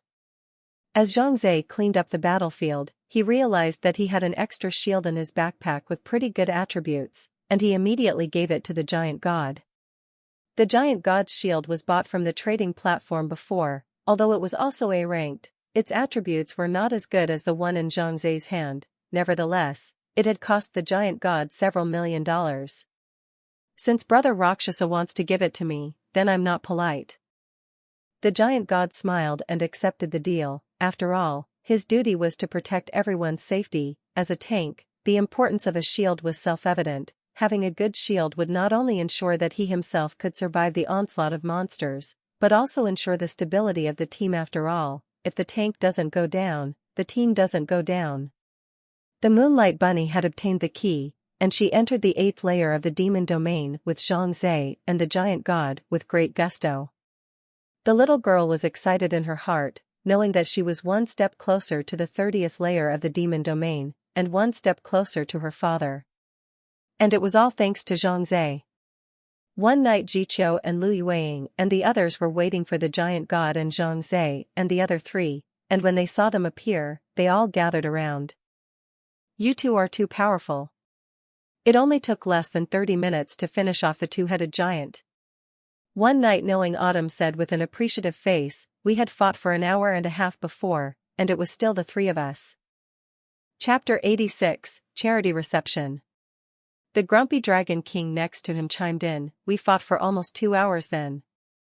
The giant god smiled and said, "Short time is normal, don't forget that this is our second time to fight the boss, familiar. Another thing is that the Rakshasa brothers summoned monsters are too fierce. I almost didn't put up much of a fight. The whole time is his own one person leading the summoned monsters to beat the two-headed giant wildly. You guys didn't see it at that time. That scene is really a cool one."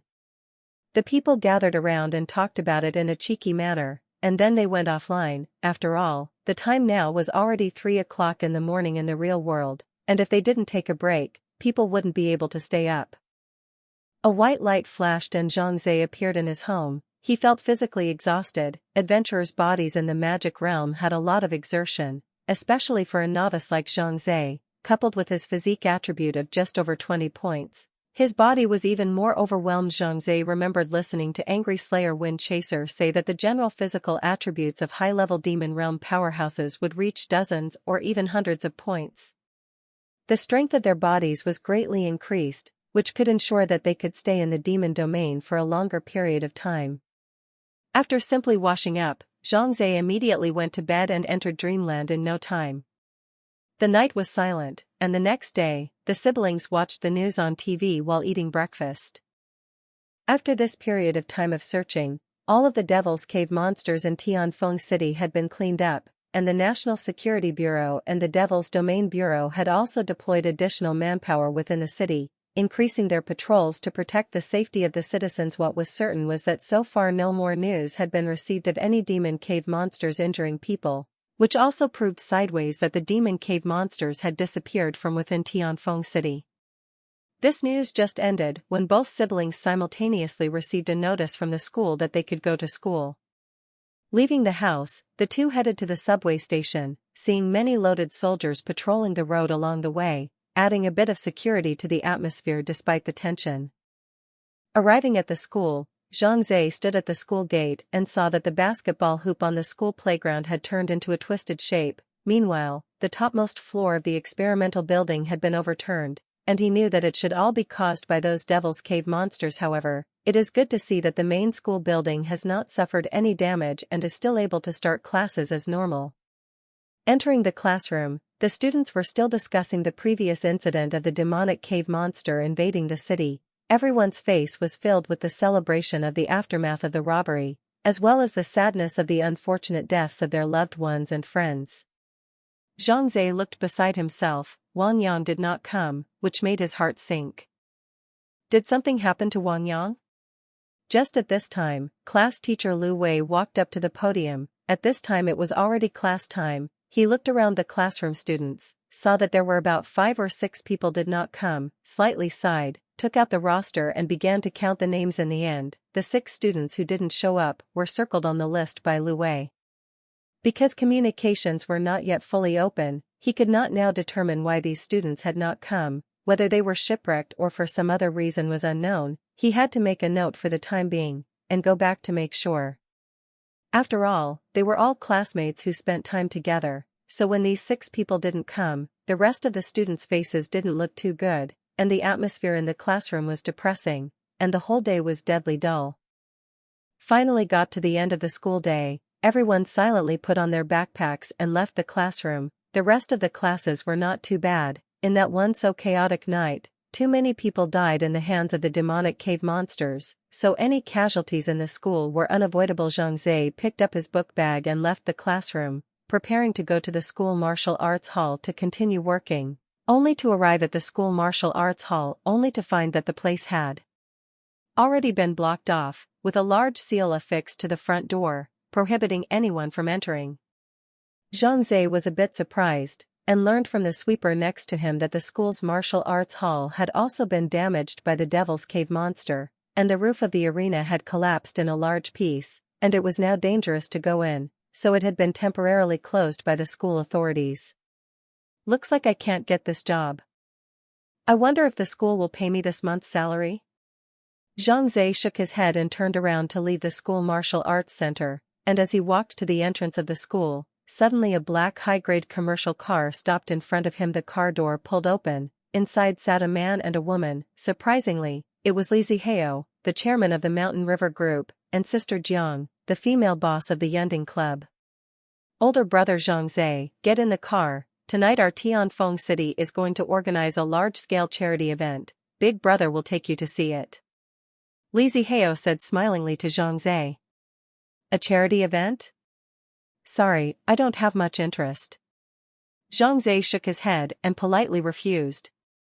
Don't be in a hurry to reject it first, let me tell you. The ones who are attending the charity event this time can be the celebrities in the society, like the high officials of the department, the bosses of the enterprises, the celebrities, and so on. I guarantee that you won't regret it if you go there.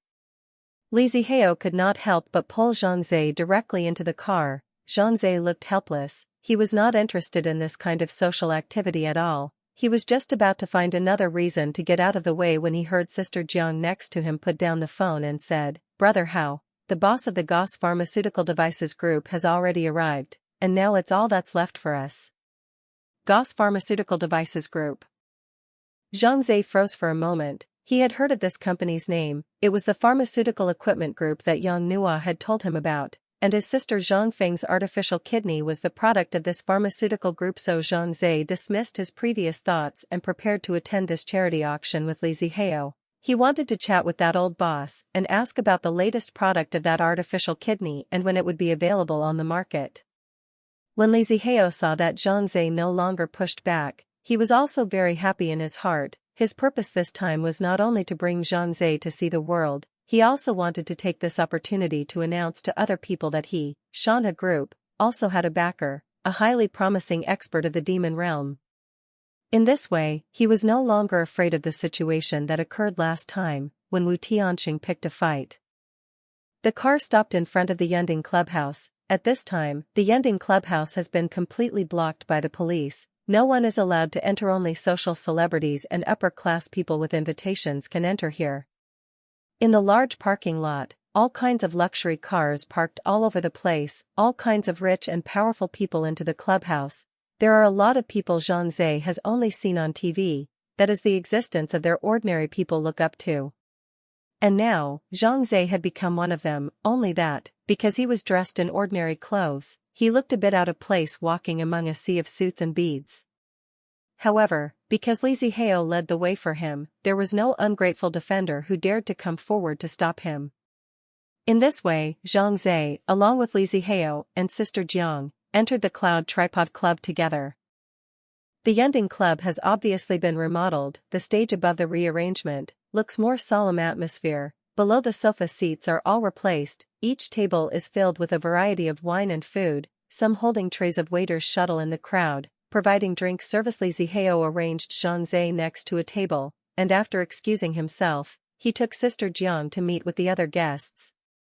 Sitting there bored, Zhang Zhe took a glass of juice from the tray of the waiter next to him, and just as he took a sip, his shoulder was tapped. Crap! Zhang Zhe! How did you kid come here?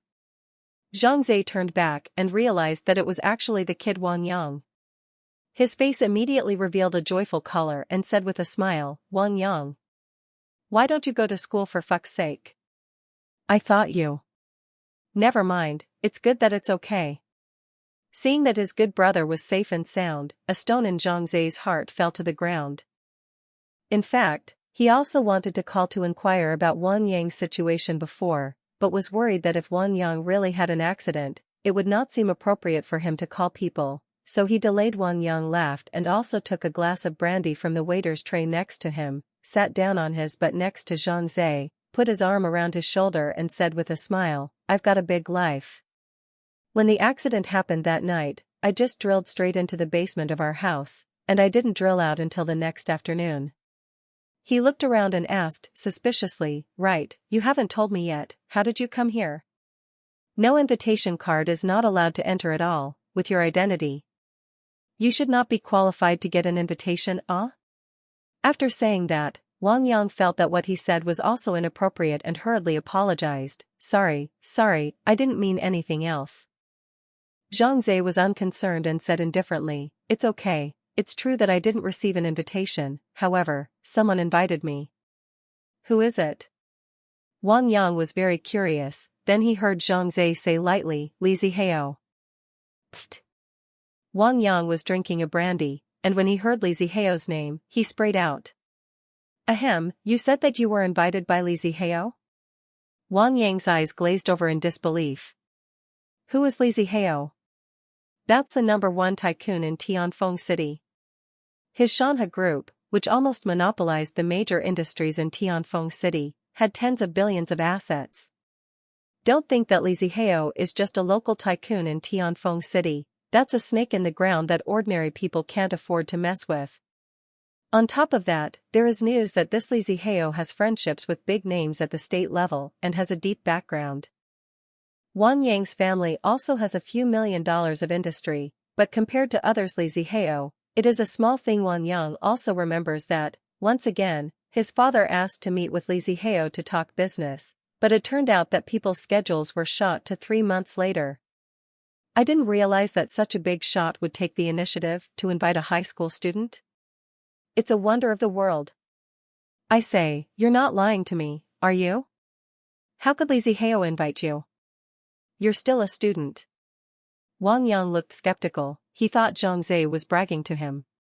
Zhang Zai shrugged his shoulders and said with a bitter face, "To be honest, I really didn't want to come either. If it wasn't for the fact that he's too enthusiastic and I have someone I want to meet, I really wouldn't have come." Still blowing with me. When Wang Yang saw Zhang Zai's look, he was even more certain that this kid was bragging even more to him. Two people are talking, see a line of people walk outside to come in, at the head of a well-dressed teenage male, followed by a dozen black-clothed bodyguards. A big battle. This person was no other than Chen Feng. Some in the meeting room noticed him and murmured under their breath, "Isn't this that young master of the Jiangbei Chen family? Why did he come to our Tianfeng City? Who knows, the Jiangbei side has always looked down on us, saying that we are the sick man of the great Xia kingdom, weak and incompetent. We can't even defend our country. Humph, they don't even think about it. If it wasn't for their side spending a lot of money to invite country's experts to come over, would they be able to defend it? It's undeniable that Jiangbei is more developed than our side, but we're not cowards, and every year when the military department enlists, we have the largest number of enlistees." The words are so, but, in the face of the magic cave monster, the number of people is of little use, but also rely on the magic domain powerhouse. Alas, our side is the talent withered, otherwise, we can still let them reign supreme? Li Zihao and Sister Jiang had just received a VIP, the two of them also noticed Chen Feng's arrival. They glanced at each other with a puzzled look on their faces. "I don't remember sending invitations to the Chen family, why would Chen Feng come?" Li Zihao frowned, his face unhappy. The patron of this charity event was Li Zihao, and the purpose was to donate the money obtained from the auction of goods to the families who had lost their loved ones during the invasion of the monster in the magic cave. Of course, on the surface it's a charitable endeavor, but privately it's still business in nature and dating and collaboration. Therefore, the VIPs invited were all carefully selected by Li Zihao. Either they were business partners or senior leaders of powerful departments. In short, all of them were important people from all walks of life in Daxia. On the Jiangbei side, Li Zihao also sent a portion of the invitations, but the number was extremely small and could be counted on one palm.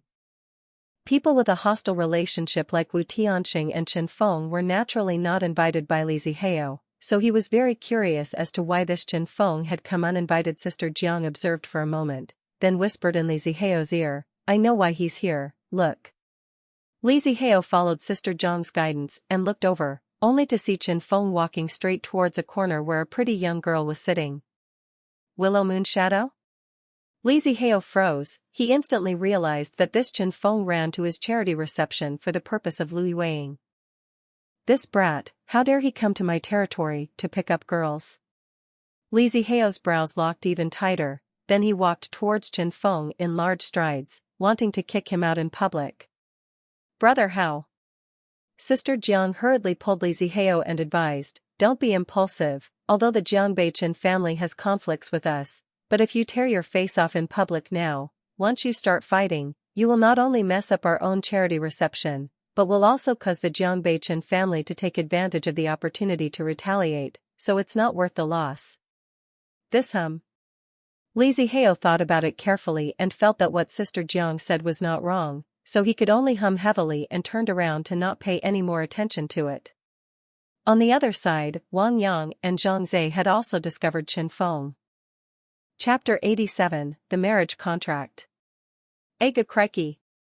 This bastard Chen Feng actually hit on our genius goddess, shameless. Wang Yang had an angry face. Curious, Zhang Zhe asked, you know Chen Feng too?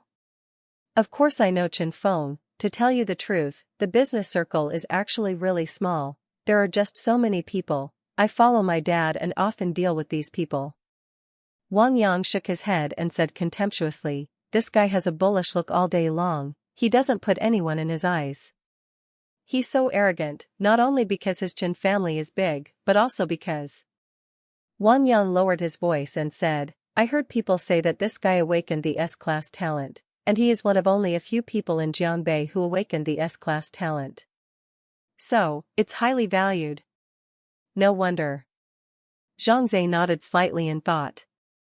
He looked at Chen Feng, only to see that Chen Feng had already stood in front of Lu Yueying with a confident smile on his face, not knowing what he was saying. As for Lu Yueying, her expression was indifferent and she was just maintaining the most basic politeness, but anyone with a discerning eye could see that she was not interested in Chen Feng at all.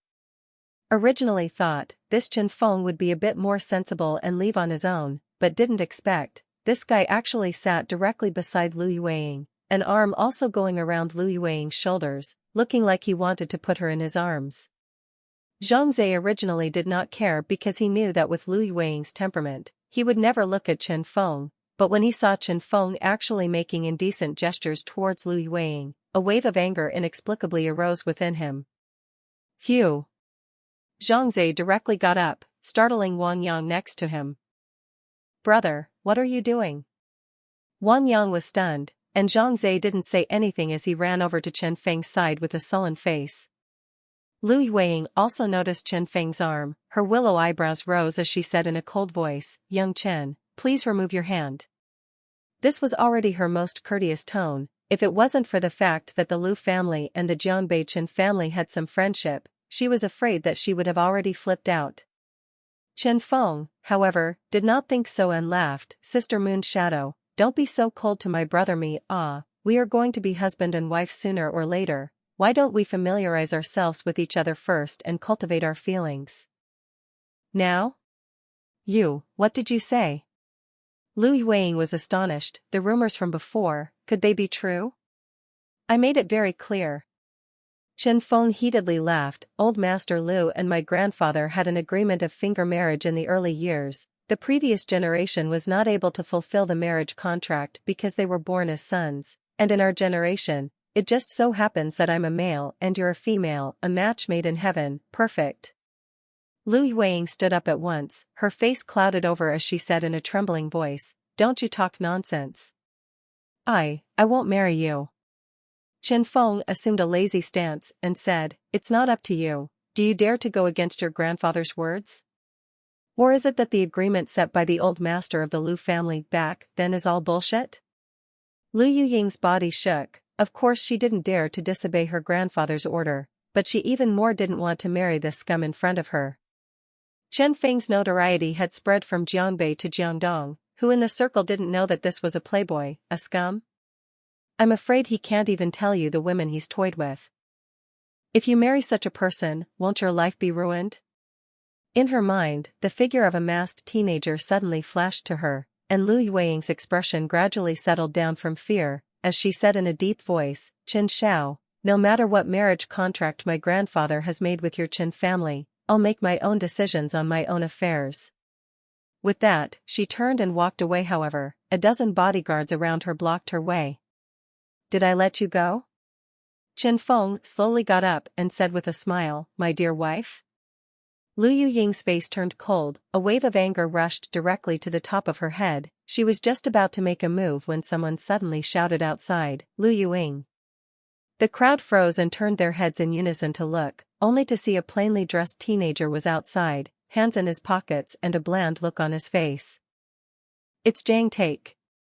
Lu Yueying froze for a moment. In the real world, she did not know Zhang Zhe, but for some reason, she felt a very familiar aura from Zhang Zhe's body. Lu Yueying opened her mouth in confusion, and Zhang Zhe immediately took over her words. I've been waiting for you for a long time, why don't you come over? Come over quickly, I'll take you to meet my friend. After saying that, Zhang Zhe did not move and winked at her. Lu Yueying immediately realized that Zhang Zhe was trying to help her get away, so she willed her way out of the situation and quickly nodded her head. Oh, sorry, I'll be right there. After saying that, she directly pushed her way past a few black-clothed men and was about to walk over to Zhang Zhe. Stop. Chen Feng let out a low gulp, walked over in a few steps, stood in front of Zhang Zhe, and said in a cold voice, I remember that your name is Zhang Zhe, right? Why the hell are you always against me? Zhang Zhe purposely looked confused, looked around at Chen Feng, and scratched his head. Do I know you? You're mistaken, aren't you? I don't know you. You don't recognize me? Chen Feng frowned and said unhappily, last time in the Yanding clubhouse, we even crossed paths. Oh, Zhang Zhe looked as if he suddenly realized, pointing at Chen Feng's nose, so it's you, scum? I'm so sorry, I never take scum to heart. You're fucking looking for death. Chen Feng glared angrily and swung his fist about to hit Zhang Zhe. Lu Yuying suddenly stopped in front of Chen Feng, and Chen Feng's punch stopped hard at the tip of Lu Yuying's nose. This was a public place. If Chen Feng hit Lu Yueying, even if he was the young master of the Chen family, this matter would be very difficult to end. Chen Xiao. Please leave this place. Lu Yueying said coldly as her face was covered in frost. On what grounds? I can come when I want and leave when I want, no one can control me. Chen Feng was arrogant. Suddenly, a lazy voice came from the side, Chen Xiao, almost there, really take this place as Jiangbei? A middle-aged man in a black tuxedo walked slowly to the middle of Lu Yueying and Chen Feng. He smiled faintly, although my family's old master has made you Yueying's future husband, but whether there will be changes in the future or not, no one can say. Moreover, I also advise you, keep a low profile, this is Jiangdong, the law and order isn't very good. Lu Santong. Chen Feng narrowed his eyes as he turned his head to look at Lu Yueying, and then at Zhang Zhe, and suddenly smiled faintly and said, alright, I've had enough fun today, so I'll return to Jiangbei first. After the national martial arts examination is over, I'll personally come to my door to propose marriage. After saying that, Chen Feng turned around and led a group of his men and left. Sixth uncle. Lu Yueying looked towards Lu Santong with apprehension in her eyes. She didn't want to marry this bastard Chen Feng even if she died, but on her grandfather's side, she didn't dare to disobey. Lu Santong nodded, skimmed his mouth, and said, don't worry too much, you and Chen Feng's marriage I will look for the old master with your father, I believe his old man should understand it. Lu Yueying sighed in her heart. In fact, she understands in her heart, but all the things set down by Grandpa, basically a foregone conclusion, no one can shake Grandpa's decision. When he was young, the old master of the Lu family was a subordinate of the founding father of the Great Summer Kingdom. He was unsmiling, had a rigid temper, and was also dictatorial, which was a habit he had developed from his many years of military service. As a result, after his retirement, he brought the habit back home, and his family had to follow the rules of the army, where orders were forbidden and not to be disobeyed. Lu Yueying distantly remembered that when he was a child, an elder in his family was subjected to the application of the family law because he disobeyed his grandfather's orders, beaten to the point that his skin was broken and he almost died. Therefore, Lu Yueying had a shadow over her grandfather since she was a child. Lu Santong looked at Zhang Zhe next to him and smiled. "Little brother, thank you for relieving Moon's shadow just now. Well, haven't we met before?" Lu Santong felt that he was very familiar with Zhang Zhe, just like comrades who had fought together. Zhang Zhe pondered for a moment and said vaguely, "I also feel like looking at you looks familiar, but I can't recall." Right now, it wasn't time for him to show his cards, so he just digressed, "That, my friend is still waiting for me over there, I'll leave first." After saying goodbye to Lu Santong and Lu Yueying, Zhang Zhe returned to Wang Yang, who had long been scared into a cold sweat, and complained, "Are you crazy? How dare you go find trouble with Chen Feng?" Zhang Zhe smiled without saying anything, thinking, "I didn't just find him troublesome, I even fought with him." "Did you feel that this young man looked familiar?" Lu Santong looked at Zhang Zhe from afar and asked Lu Yueying next to him in a low voice, "Well, it's familiar, but can't think of who it is." Lu Yueying's willow brows slightly knitted. She had been meditating on this before, but without any results. However, this kid is a warm-hearted person. Lu Santong appreciated Zhang Zhe's righteousness just now and joked, "Why do you think this kid came to help you out? It couldn't be because he has a crush on you, right?" "Uncle Six. You're talking nonsense again." Lu Yueying's pretty face flushed and she whispered. Lu Santong usually has a very easygoing personality. His age is not much older than these juniors of Lu Yueying. He usually mingles with these juniors, and he speaks in such a mouthful, but everyone knows his character, and listens to it all as a joke. "Haha. No more, no more." Lu Santong waved his hand, his expression came down seriously and said, "That big brother will also be visiting today. When the time comes, let's go pay our respects to him, and I hope that you'll be able to enter the National Security Bureau without any problems." "Humph." Lu Yueying nodded her head gravely. This was the real purpose of her visit to the reception this time. There were still about 10 minutes to go before the reception started, and the guests had almost all arrived. Li Zihao and Sister Jiang had been standing at the entrance of the hall, and the two of them stretched their necks in unison, looking out, as if they were expecting the arrival of someone. "By all rights, this time should have arrived already, why hasn't it come yet?" Li Zihao looked at his watch and showed an anxious expression. Sister Jiang said, "I just asked again, and no one has received any news from the NSA side, so that big guy should be back." "Let's hope so. This charity reception, he's the main character." Li Zihao sighed and kept his eyes fixed outside. Suddenly, his eyes lit up and he immediately pulled Sister Jiang to walk quickly down the hall. Just see a common jeep, from the outside into the parking lot, the license plate bright red, National Security, 2 words, very eye-catching. Bringing the car to a stop, Li Zihao and Sister Jiang straightened their clothes and rushed forward to greet them. The door of the car opened, and the first one to get off was a masked woman, the very one that Zhang Zhe had seen in the fallen area before. She opened the rear door and respectfully helped a florid white old man to walk down the car. The old man was kind and kindly, with iron crutches in his hands, and when he saw Li Zihao and Sister Jiang greeted him, he smiled faintly and said, "There was a little delay in the bureau." It's fine, it's fine." Li Zihao hurriedly said, "Your old man is concerned about the nation and is doing his duty. It doesn't matter how trivial this is for us." "That's not good." Dongfang Dikang waved his hand and said seriously, "How can I not care about what I promised? Moreover, this public service activity is also for the people of Tianfeng. I have to come."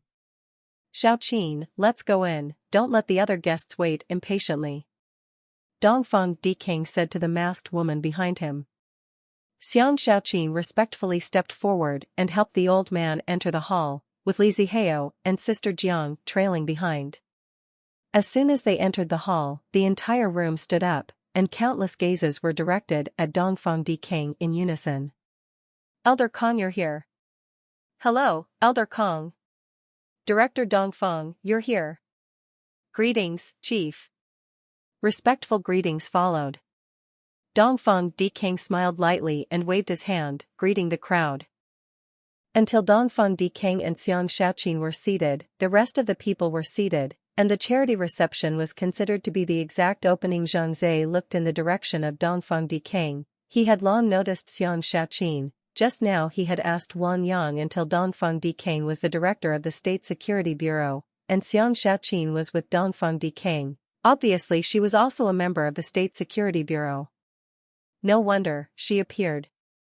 Last time when the demon cave monsters invaded, Zhang Zhe pondered. Suddenly, Xiang Shaoqin turned her head, her cold gaze looking Zhang Zhe's way as she sensed that someone was secretly watching her. Zhang Zhe hurriedly lowered his head and pretended to drink water, but Xiang Shaoqin had already spotted him. Didn't want to fight, this kid came too.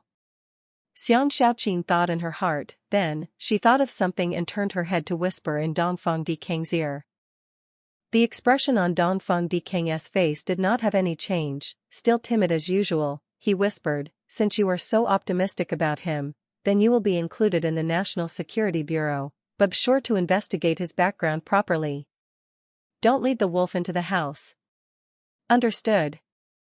Director. Xiang Shaoqin replied in a low voice. The guests had all arrived and the charity reception had begun. After the big stars of the show business took the stage to perform some shows, Li Zihao took the stage to deliver a speech. The speeches were nothing more than thanking the honored guests for coming, denouncing the evil demonic cave monsters, mourning the dead compatriots, and so on. Zhang Zhe sat down with how to introduce him to the veteran president of that medical equipment company. After an impassioned speech that won a full house of applause, Li Zihao announced that the reception would enter the second session, the auction.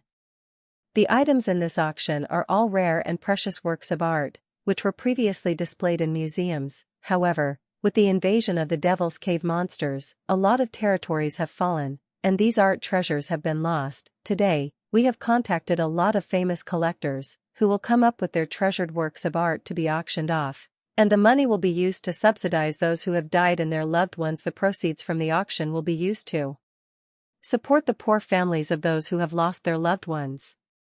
Chapter 88, Boss Li is really a deep conscience. Li Zihao walked to the side of the stage, and the large screen behind him lit up. One after another photo of antique famous paintings flashed on it. These were the items to be auctioned today. In fact, the owners of these commodities had already reached an agreement with Li Zihao. There was no way they could donate their stuff for nothing, and the money gained from this auction would be compensated to them by Li Zihao. To put it bluntly, these people have nothing to lose and a good name for nothing. So, they are happy to participate in such events. Zhang Zhe had also heard about these things from Wang Yang, and he had to say that although Wang Yang was not a good student, he knew quite a lot about this area.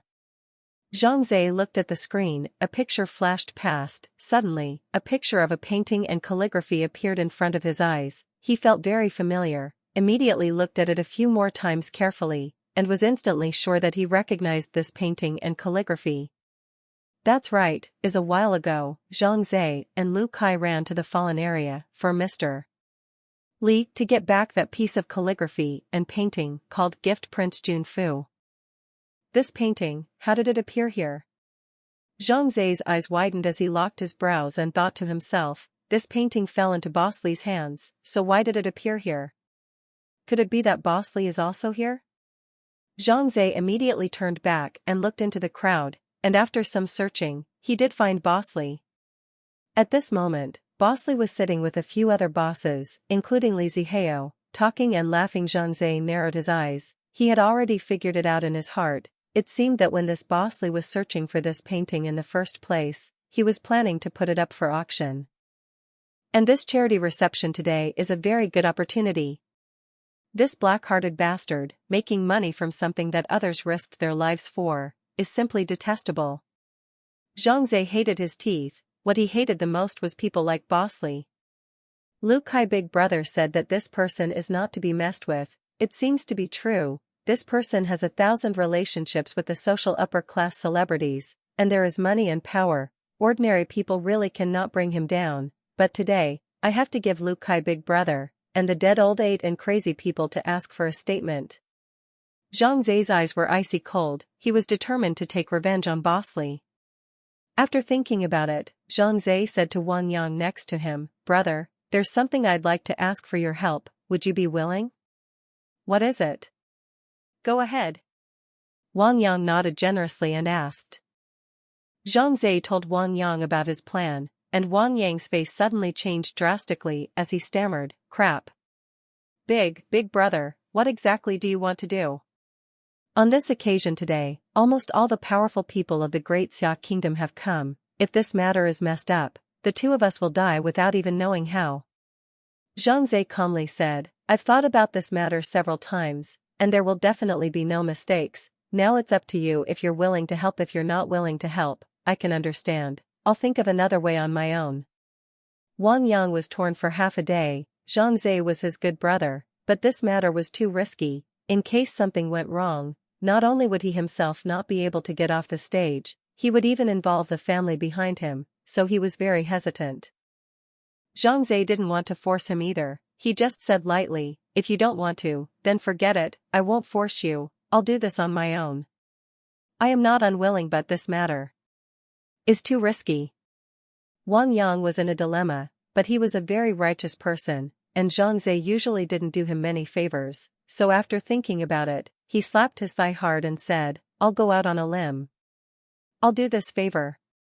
Zhang Zai laughed, "With your help, this matter will be easy."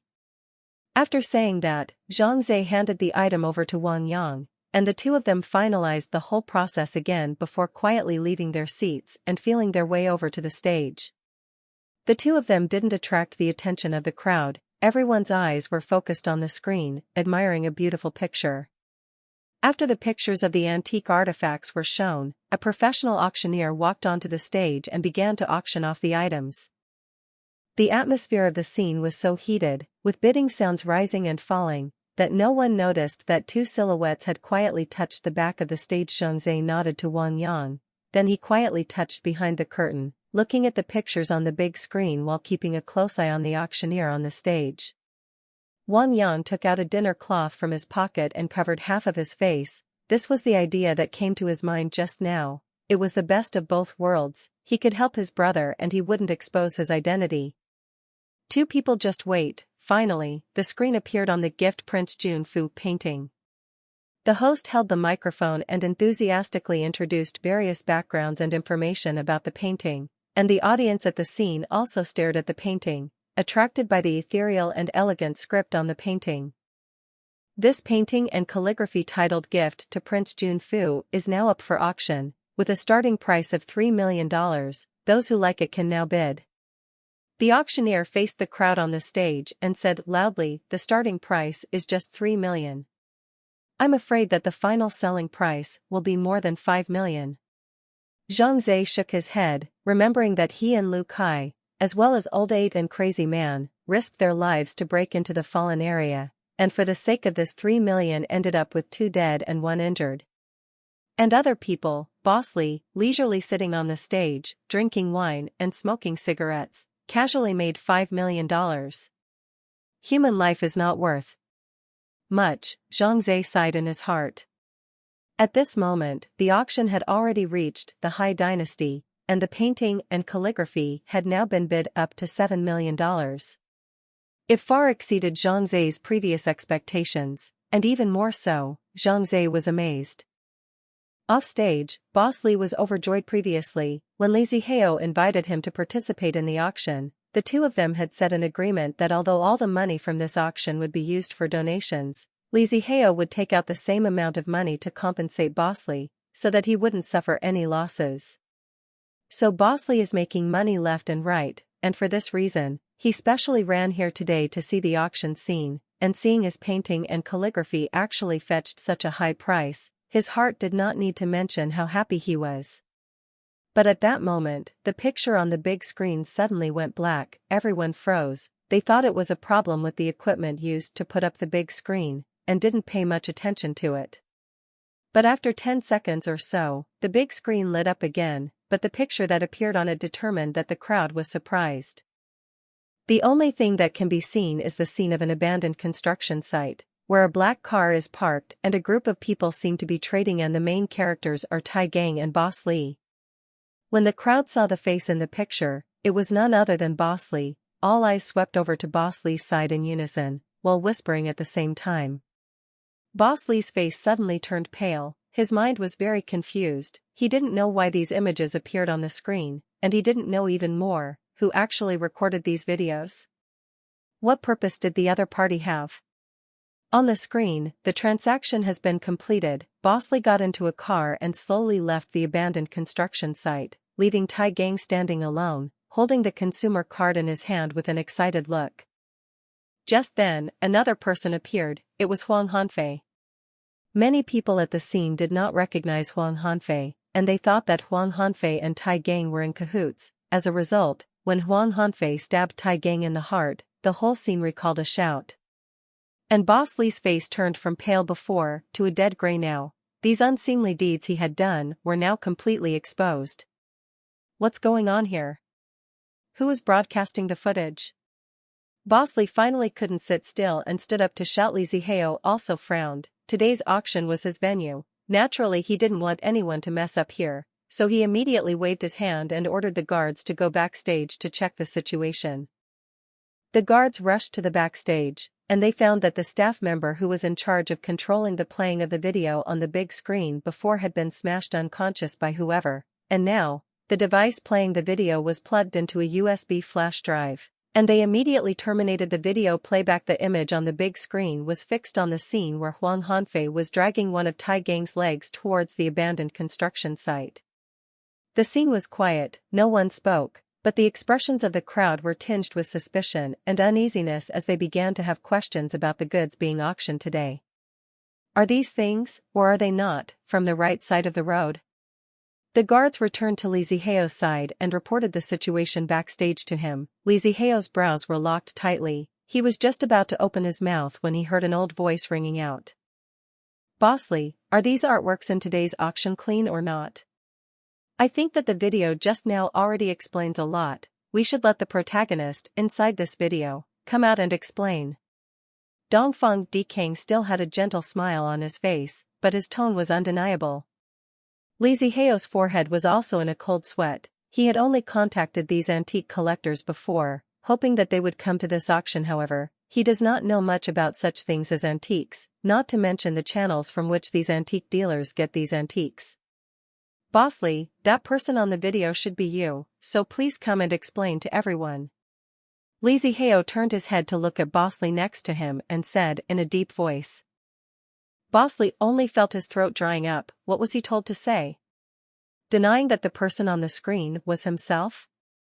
No one was a fool. How could they possibly recognize the wrong person? So admit it on the spot? Doesn't that directly confirm that your antiques are of unknown origin? Boss Lee was in a dilemma, but, after all, he is also a character who has been mixing with society for many years, and after some thought, he decided to abandon the car to protect the commander-in-chief. Ahem. That person on the video screen is indeed me. Boss Lee admitted it in public, and as soon as he finished his words, the whole room was in an uproar again. The crowd did not expect that Boss Lee's antiques were actually acquired from such avenues. I am very sorry. I did do something wrong in this matter. I shouldn't have acquired the antiques from these black-hearted dealers. However, I also have my own difficulties, so please be patient and listen to my explanation.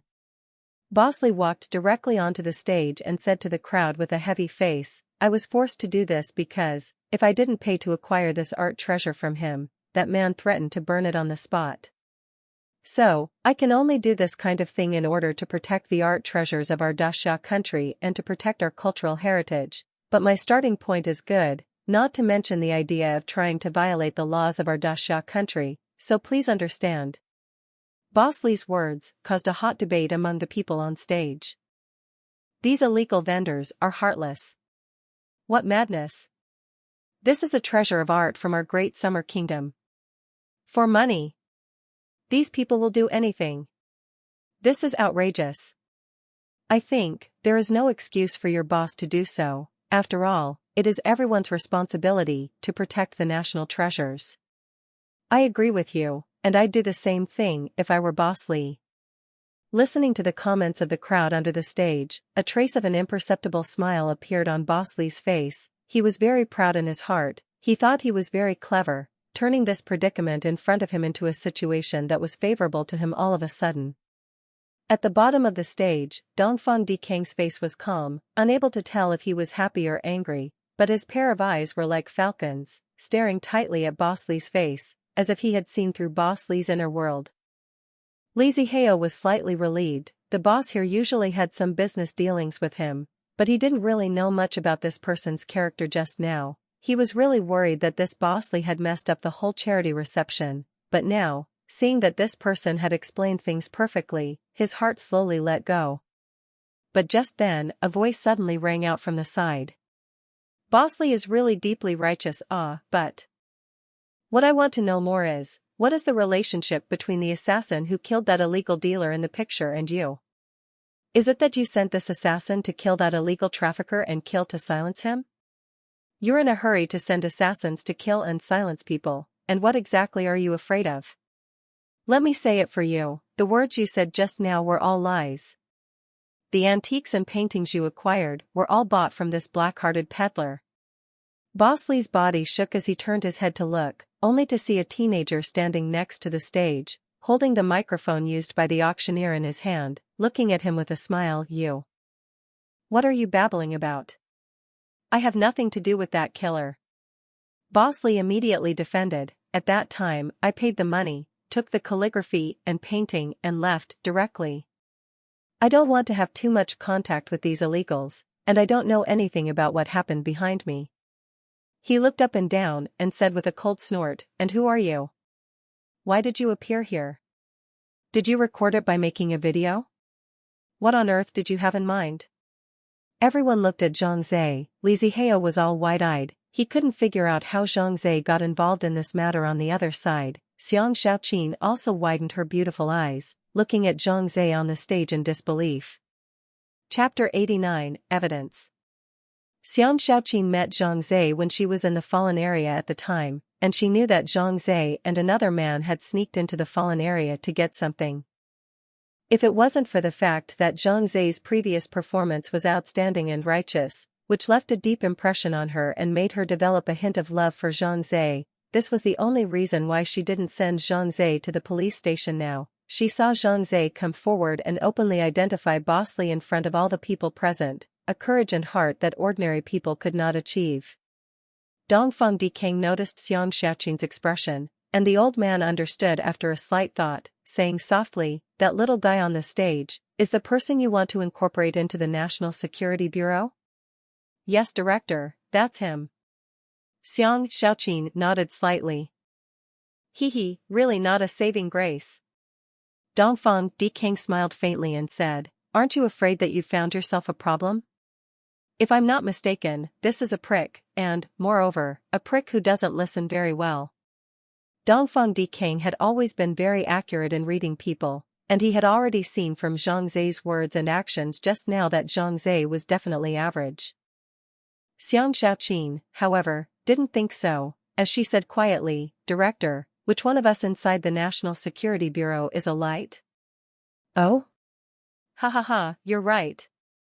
There's not a single peaceful fellow in our NSA. Hearing Xiang Xiaoqin's words, Dongfang Dikang instantly laughed as he waved his hand and said, I'm old, I don't have too much energy left. In the future, the matters of the National Security Bureau will be handed over to you youngsters. I'm going to go into retirement and spend my twilight years leisurely. Director, you are old and strong, it's still too early to retire, Xiang Xiaoqin hurriedly said. Dongfang Dikang slowly shook his head and said, if I don't step back, certain people will look at me in a bad light. While I still have some rights, you should also hurry up and form your own team. There is no way to fight against Su Yuwen just by yourself. Xiang Xiaoqin was silent for a moment and nodded, I know, Director. On the stage, Boss Lee's face was green with rage, and he was now itching to pounce on Zhang Zhe and bite him to death with his teeth.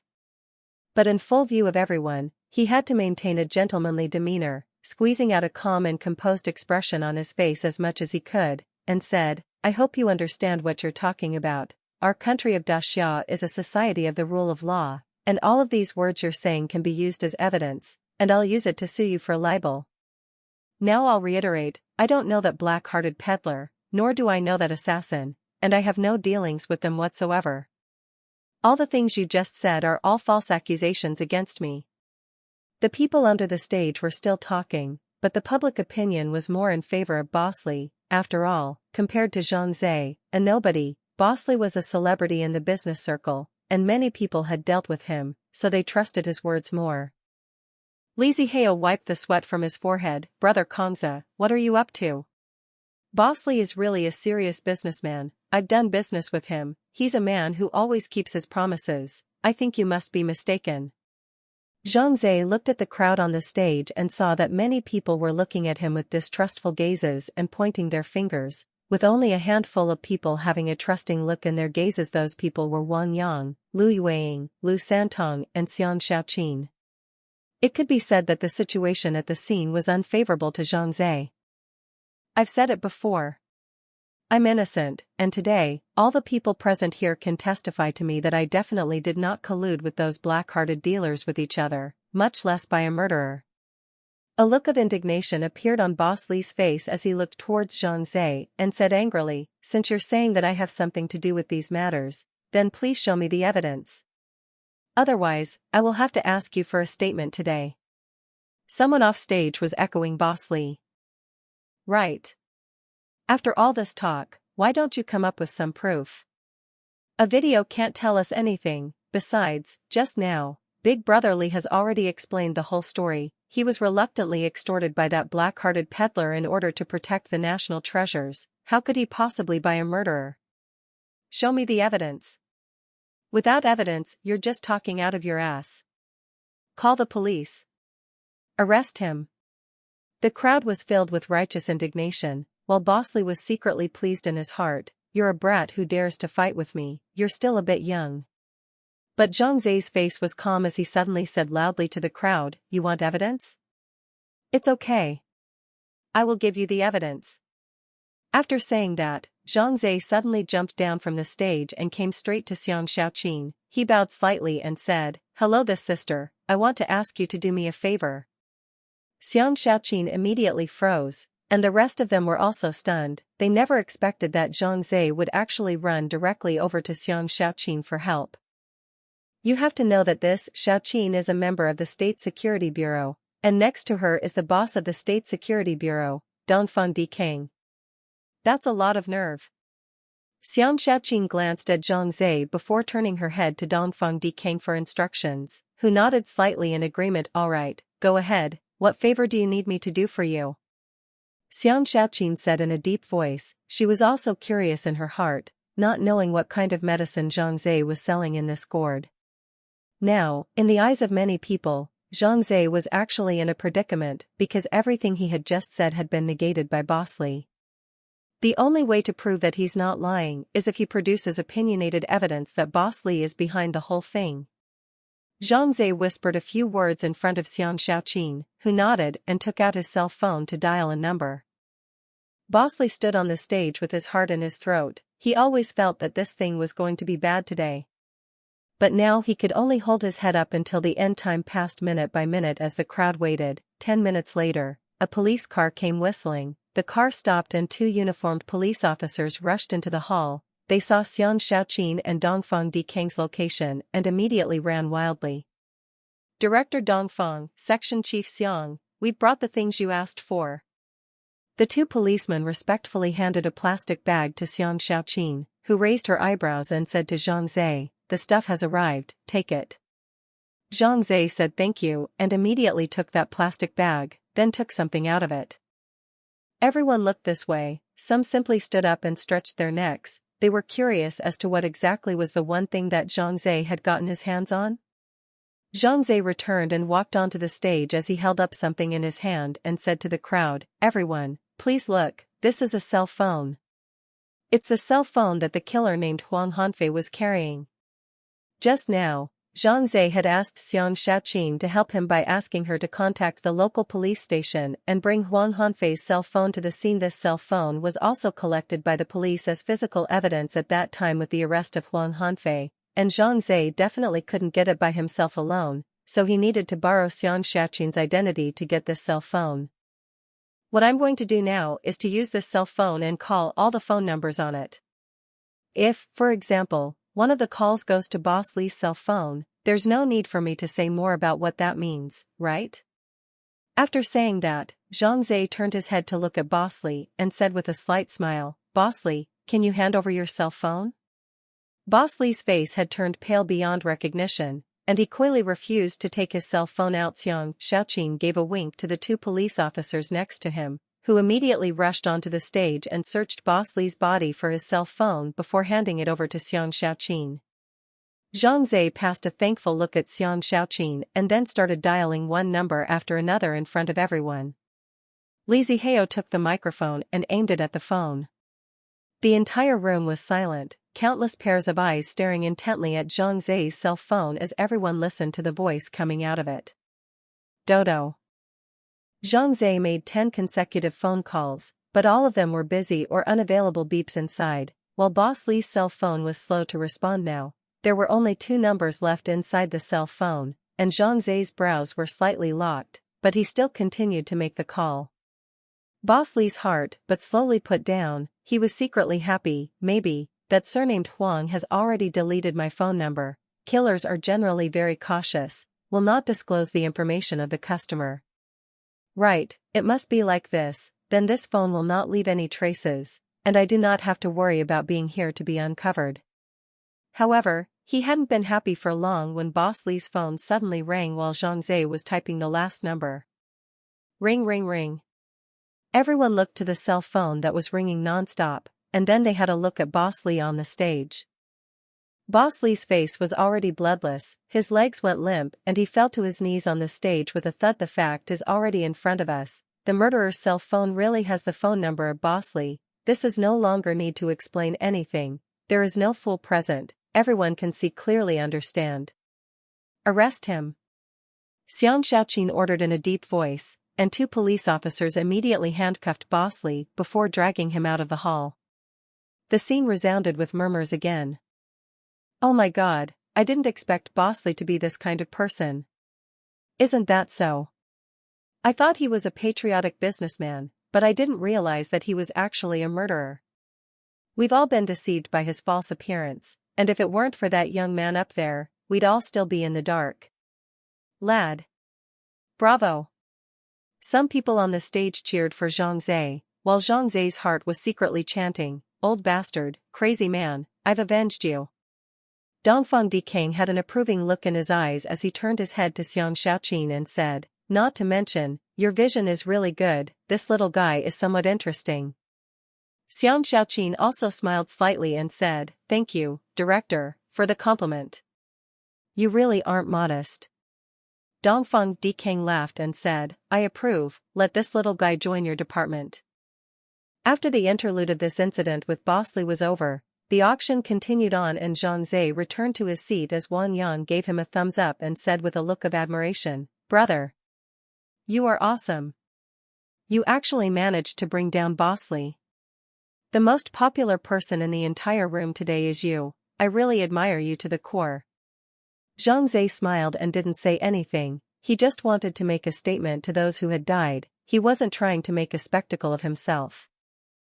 In the distance, Lu Santong and Lu Yueying had been watching Zhang Zhe, and Lu Santong said, "This kid has 2 skills.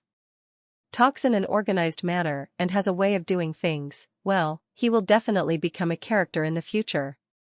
Lu Yueying didn't say anything, but there was also a hint of a different color flashing in her eyes. She now felt more and more that Zhang Zhe was overlapping more and more with the masked teenager in her mind. She didn't know if it was an illusion or intuition, but the feeling was very subtle. Finally, the auction was over, and the charity reception entered the 3rd session. The buffet and fine wines that had been prepared long ago were placed on both sides of the hall, and the guests enjoyed the delicious food while communicating with each other in the hall. Li Zihao pulled Zhang Zhe to introduce him to the other honored guests one by one, because Zhang Zai's previous words and actions had left a deep impression on the crowd, coupled with the fact that Li Zihao was beside him, praising Zhang Zai. The honored guests also revealed their goodwill towards Zhang Zai, expressing their desire to befriend him, but Zhang Zai couldn't muster half an interest in this kind of socializing, and he really only wanted to go to that medical device group's boss and inquire about the artificial kidney. Therefore, Zhang Zai made this request to Li Zihao, hoping that Li Zihao would introduce him. Of course, Li Zihao would not refuse, and immediately took Zhang Zai to find that medical group's boss. The other party heard that Zhang Zai's sister was now relying on this artificial kidney to survive, and immediately said that once the new product came out, he would immediately get in touch with Zhang Zai, and prioritize to provide it to Zhang Zai's sister, and at the most favorable price. Zhang Zai was very happy to hear this, although the other party said that it would take at least 1.5 years for the new product to be launched. Zhang Zai was already satisfied in his heart, and this period of time could just be used to earn enough money to replace his sister's artificial kidney with the latest model. On the other side, Lu Santong was bringing Lu Yueying to visit Dongfang Dikang, accompanied by Xiang Shaoqin. Lu Santong was a descendant of the Lu family, and the Lu family had a deep background in the higher echelons of the Great Xia country, so Dongfang Dikang gave Lu Santong face, and the two conversed happily. However, the two women sitting next to each other were distracted. Lu Yueying's gaze, from time to time, sneakily glanced at Zhang Zai's body. The more she looked at Zhang Zai, the more he looked like a certain person. She now really hated to immediately get up and walk to Zhang Zai's side to ask about Zhang Zai's real identity. If it wasn't for the fact that Uncle Six was talking to Director Dongfang and the issue being talked about was precisely about her future, I'm afraid she would have left by now. Next to Xiang Shaoqin, her eyes also drifted to Zhang Zai's side. Zhang Zai's performance just now was noteworthy, especially his aura at the scene, not at all like an inexperienced school student. This made Xiang Shaoqin appreciate Zhang Zai more and more. She was now desperately short of decent talents around her. Rather, Zhang Zai was very much to her liking, so she couldn't wait to run over there right now and pull Zhang Zai into her team. Chapter 90, The Capricious Little Princess. However, she was accompanying the old director to talk with the Lu family, and it was too impolite for her to leave casually, so she could only suppress the anxiety in her heart and patiently wait for the conversation to end. Lu Santong didn't like to beat around the bush, so after exchanging pleasantries, he directly put forward his intentions. Old director, I'm not going to hide it from you. I came here this time because I want to recommend my niece, Lu Yueying, to join the National Security Bureau, and I know that the National Security Bureau has very high requirements for the entry personnel. The natural skill must be at least A rank, and you have to get the certificate of a second-rank Demon Realm powerhouse. Lu Santong patted Lu Yueying's shoulder and proudly said to Dongfang Dikang, my niece is lucky to have awakened an S-class talent. Although she is only a first-order Demon Realm powerhouse right now, I guarantee that in less than a year, she will be able to pass the second-order Demon Realm powerhouse test for certification. So, I'd like to apply to you on behalf of my niece, and I hope you'll take her in. Dongfang Dikang didn't make a statement on the spot, but leisurely sipped his tea and spoke, your father, is he in good health? It's been more than 10 years since I saw him. I still miss him. It just so happens that I'm going to stay in Tianfeng City for a while recently, so I'll go over to visit him when I have the time, so please convey this for me. Lu Santong immediately nodded his head and said, there is no problem with this, your presence is always welcome at home, old director. Dongfang Dikang nodded with satisfaction before slowly saying, regarding your niece's joining the NSA, I personally have no objections. But the process that should be followed must be followed. After all, we can't let others gossip, can we? Dongfang Dikang pointed to Xiang Shaoqin next to him and said to Lu Santong, Section Chief Xiang Shaoqin is now in charge of the personnel work of the National Security Bureau, so you can communicate with her and I'll stay out of it. Lu Santong immediately understood and immediately turned his head to Xiang Shaoqin, nodding his head and politely saying, Section Chief Xiang, please take more care of the matter of my niece joining the National Security Bureau. Xiang Shaoqin's face was expressionless as she just said indifferently, well said, as long as your niece meets our conditions, I will naturally let her join our department. But if it doesn't meet, then please be more understanding. That's. Lu Santong accompanied with a smile and nodded his head, but in his heart, he was a little depressed. It seems that his face is still not big enough. This matter, if the old man of their family steps forward, it should be 9 out of 10. It was a pity that the old master never wanted to get involved in such things. For the old master, people should rely on real skills to eat, not on relationships. Dongfang Dikang's face revealed a tired look as he said to Xiang Shaoqin next to him, "Shaoqin, I'm a bit tired, let's go back." "Yes, director." Xiang Shaoqin immediately got up and helped Dongfang Dikang up, while Lu Santong and Lu Yueying also hurriedly got up and accompanied them as they walked outside the hall. Li Ziheo's side sensed that Dongfang Dikang was leaving and immediately ran over with Sister Jiang to see him off, and the rest of the rich and powerful people also flocked up. A group of people followed behind, and sent Dongfang Dikang and Xiang Shaoqin out of the clubhouse in a voluminous manner. Zhang Zhe took this opportunity and also quietly left the scene. His purpose for today had already been achieved. He didn't want to deal with these powerful people anymore. For him, fudging with these people was more tiring than fighting bosses in the magic realm. Xiang Shaoqin, accompanied by Dongfang Dikang, got into the car. She had some regrets in her heart that she didn't have the chance to go and talk to Zhang Zhe, but an idea suddenly arose in her mind, and the corner of her mouth revealed an undetectable smile. Li Ziheo and the others had been watching Dongfang Dikang's jeep drive far away from the Yunding clubhouse, and only then did the people return to the clubhouse one after another to continue the previous banquet. Li Ziheo was surprised to find that Zhang Zhe had actually disappeared, and Zhang's side didn't understand the situation, and later asked the guards who were guarding the door, and only then did he realize that Zhang Zhe had left long ago. Brother Zhang Zhe is still too young to understand the ways of the world. Li Ziheo shook his head with some regret. How rare occasions like today are. How many people, in order to deal with these powerful and rich people, have dug up doors and stolen holes to look for connections, but the result is not as good as they would like.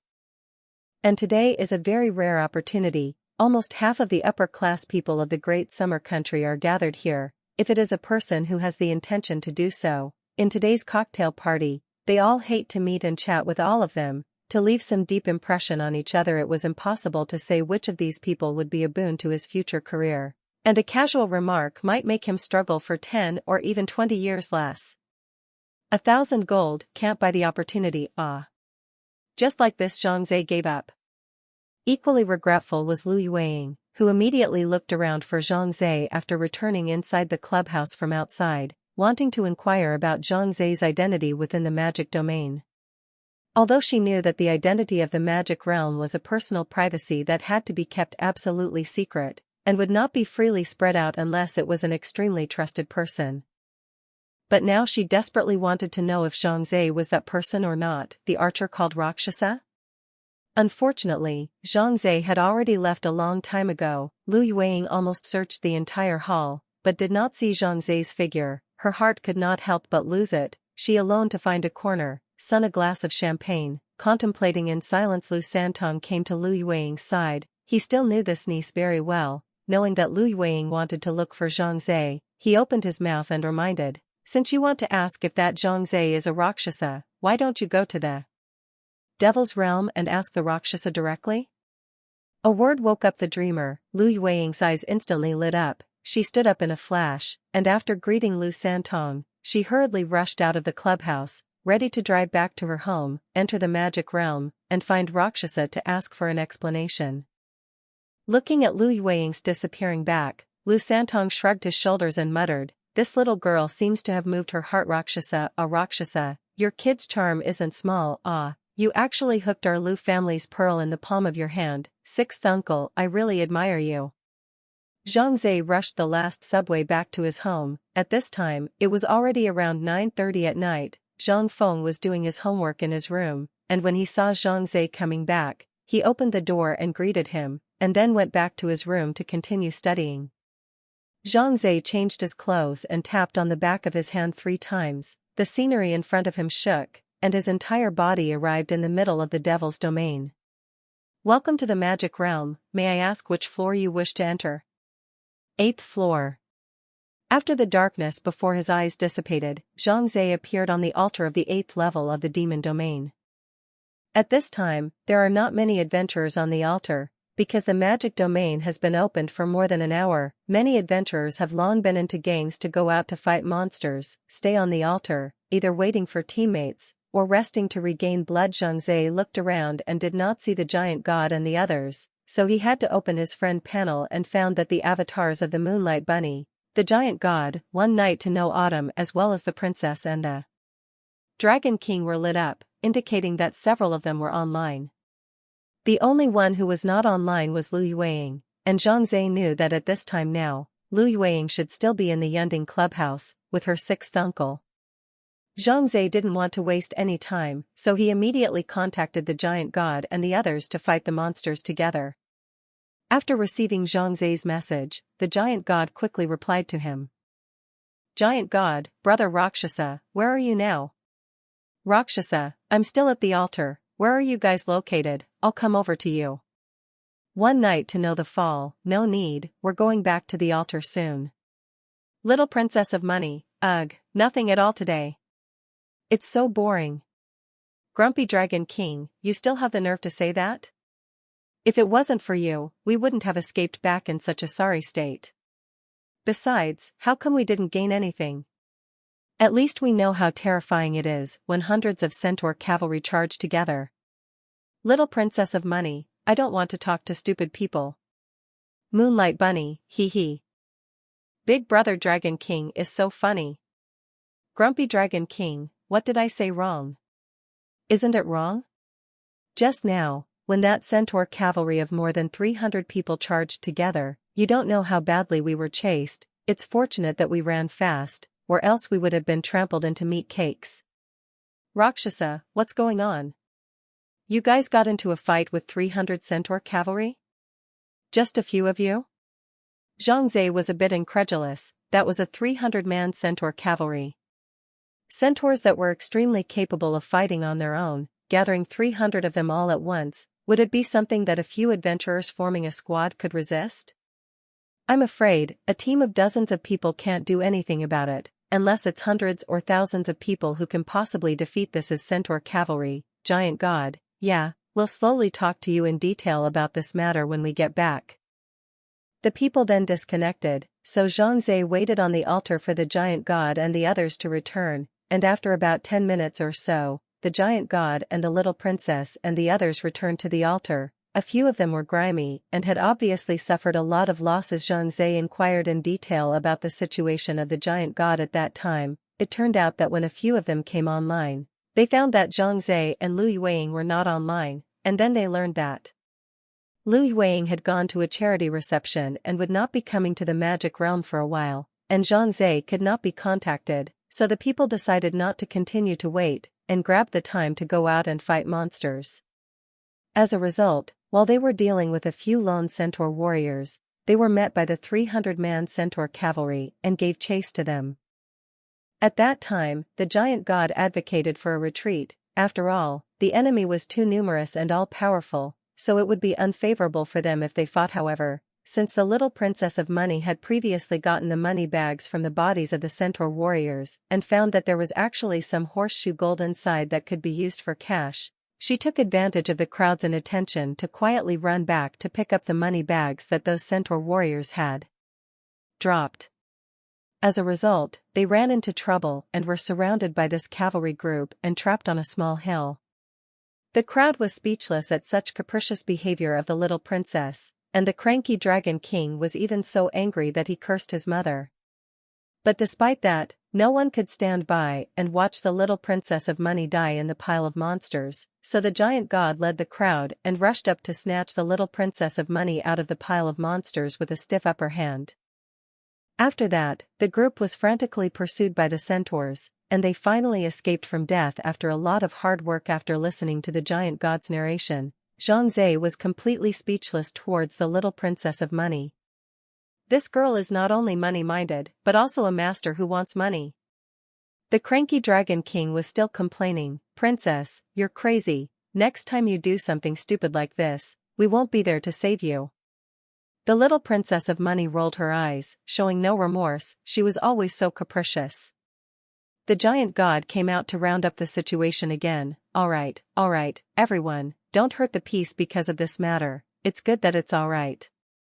One night Jiqiu also expressed his dissatisfaction with the behavior of the little princess of money. He shook his head and said, "Boss giant god, you can't keep spoiling the little princess like this. What she did today was indeed too much. She didn't even care about everyone's safety." One night Jiqiu is right, little princess, you should apologize to everyone for your behavior today. The irascible dragon king huffed from the side. Who knows? The little princess of money grunted, instead of apologizing, actually directly offline, making the crowd even more speechless. This foul temper. The giant god laughed bitterly and shook his head. One night to know Autumn also sighed and said, "The little princess is too willful. I'm afraid it's unlikely that I want her to apologize. With my understanding of her, it's unlikely that she'll be online again in the next few days. If we don't go on, we don't go on. With brother Rakshasas, his fishman nurse is no less effective than Money Little Princess in returning blood. We won't bring Money Little Princess from now on."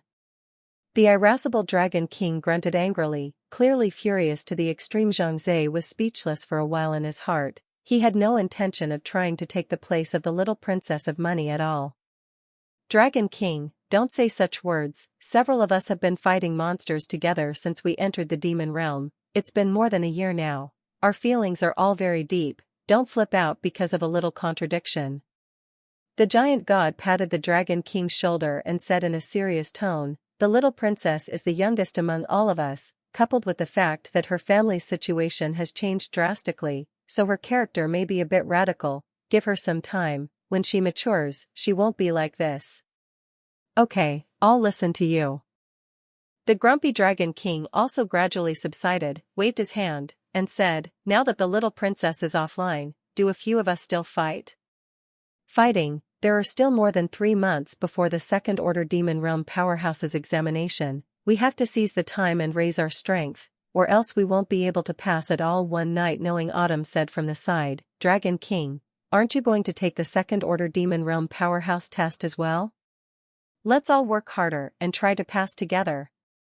The giant god and the dragon king nodded at the same time. All of them were aiming to pass the Second Order Demon Realm Powerhouse test and then enroll in the National Security Bureau to serve their country. The motherland is uppermost in their minds. It's just a shame that Moonshadow hasn't come up yet, the giant god muttered, and I wonder when that charity reception she attended will end. As a result, as soon as he said this, Lu Yuing appeared on the altar. It's really a case of speak of the devil.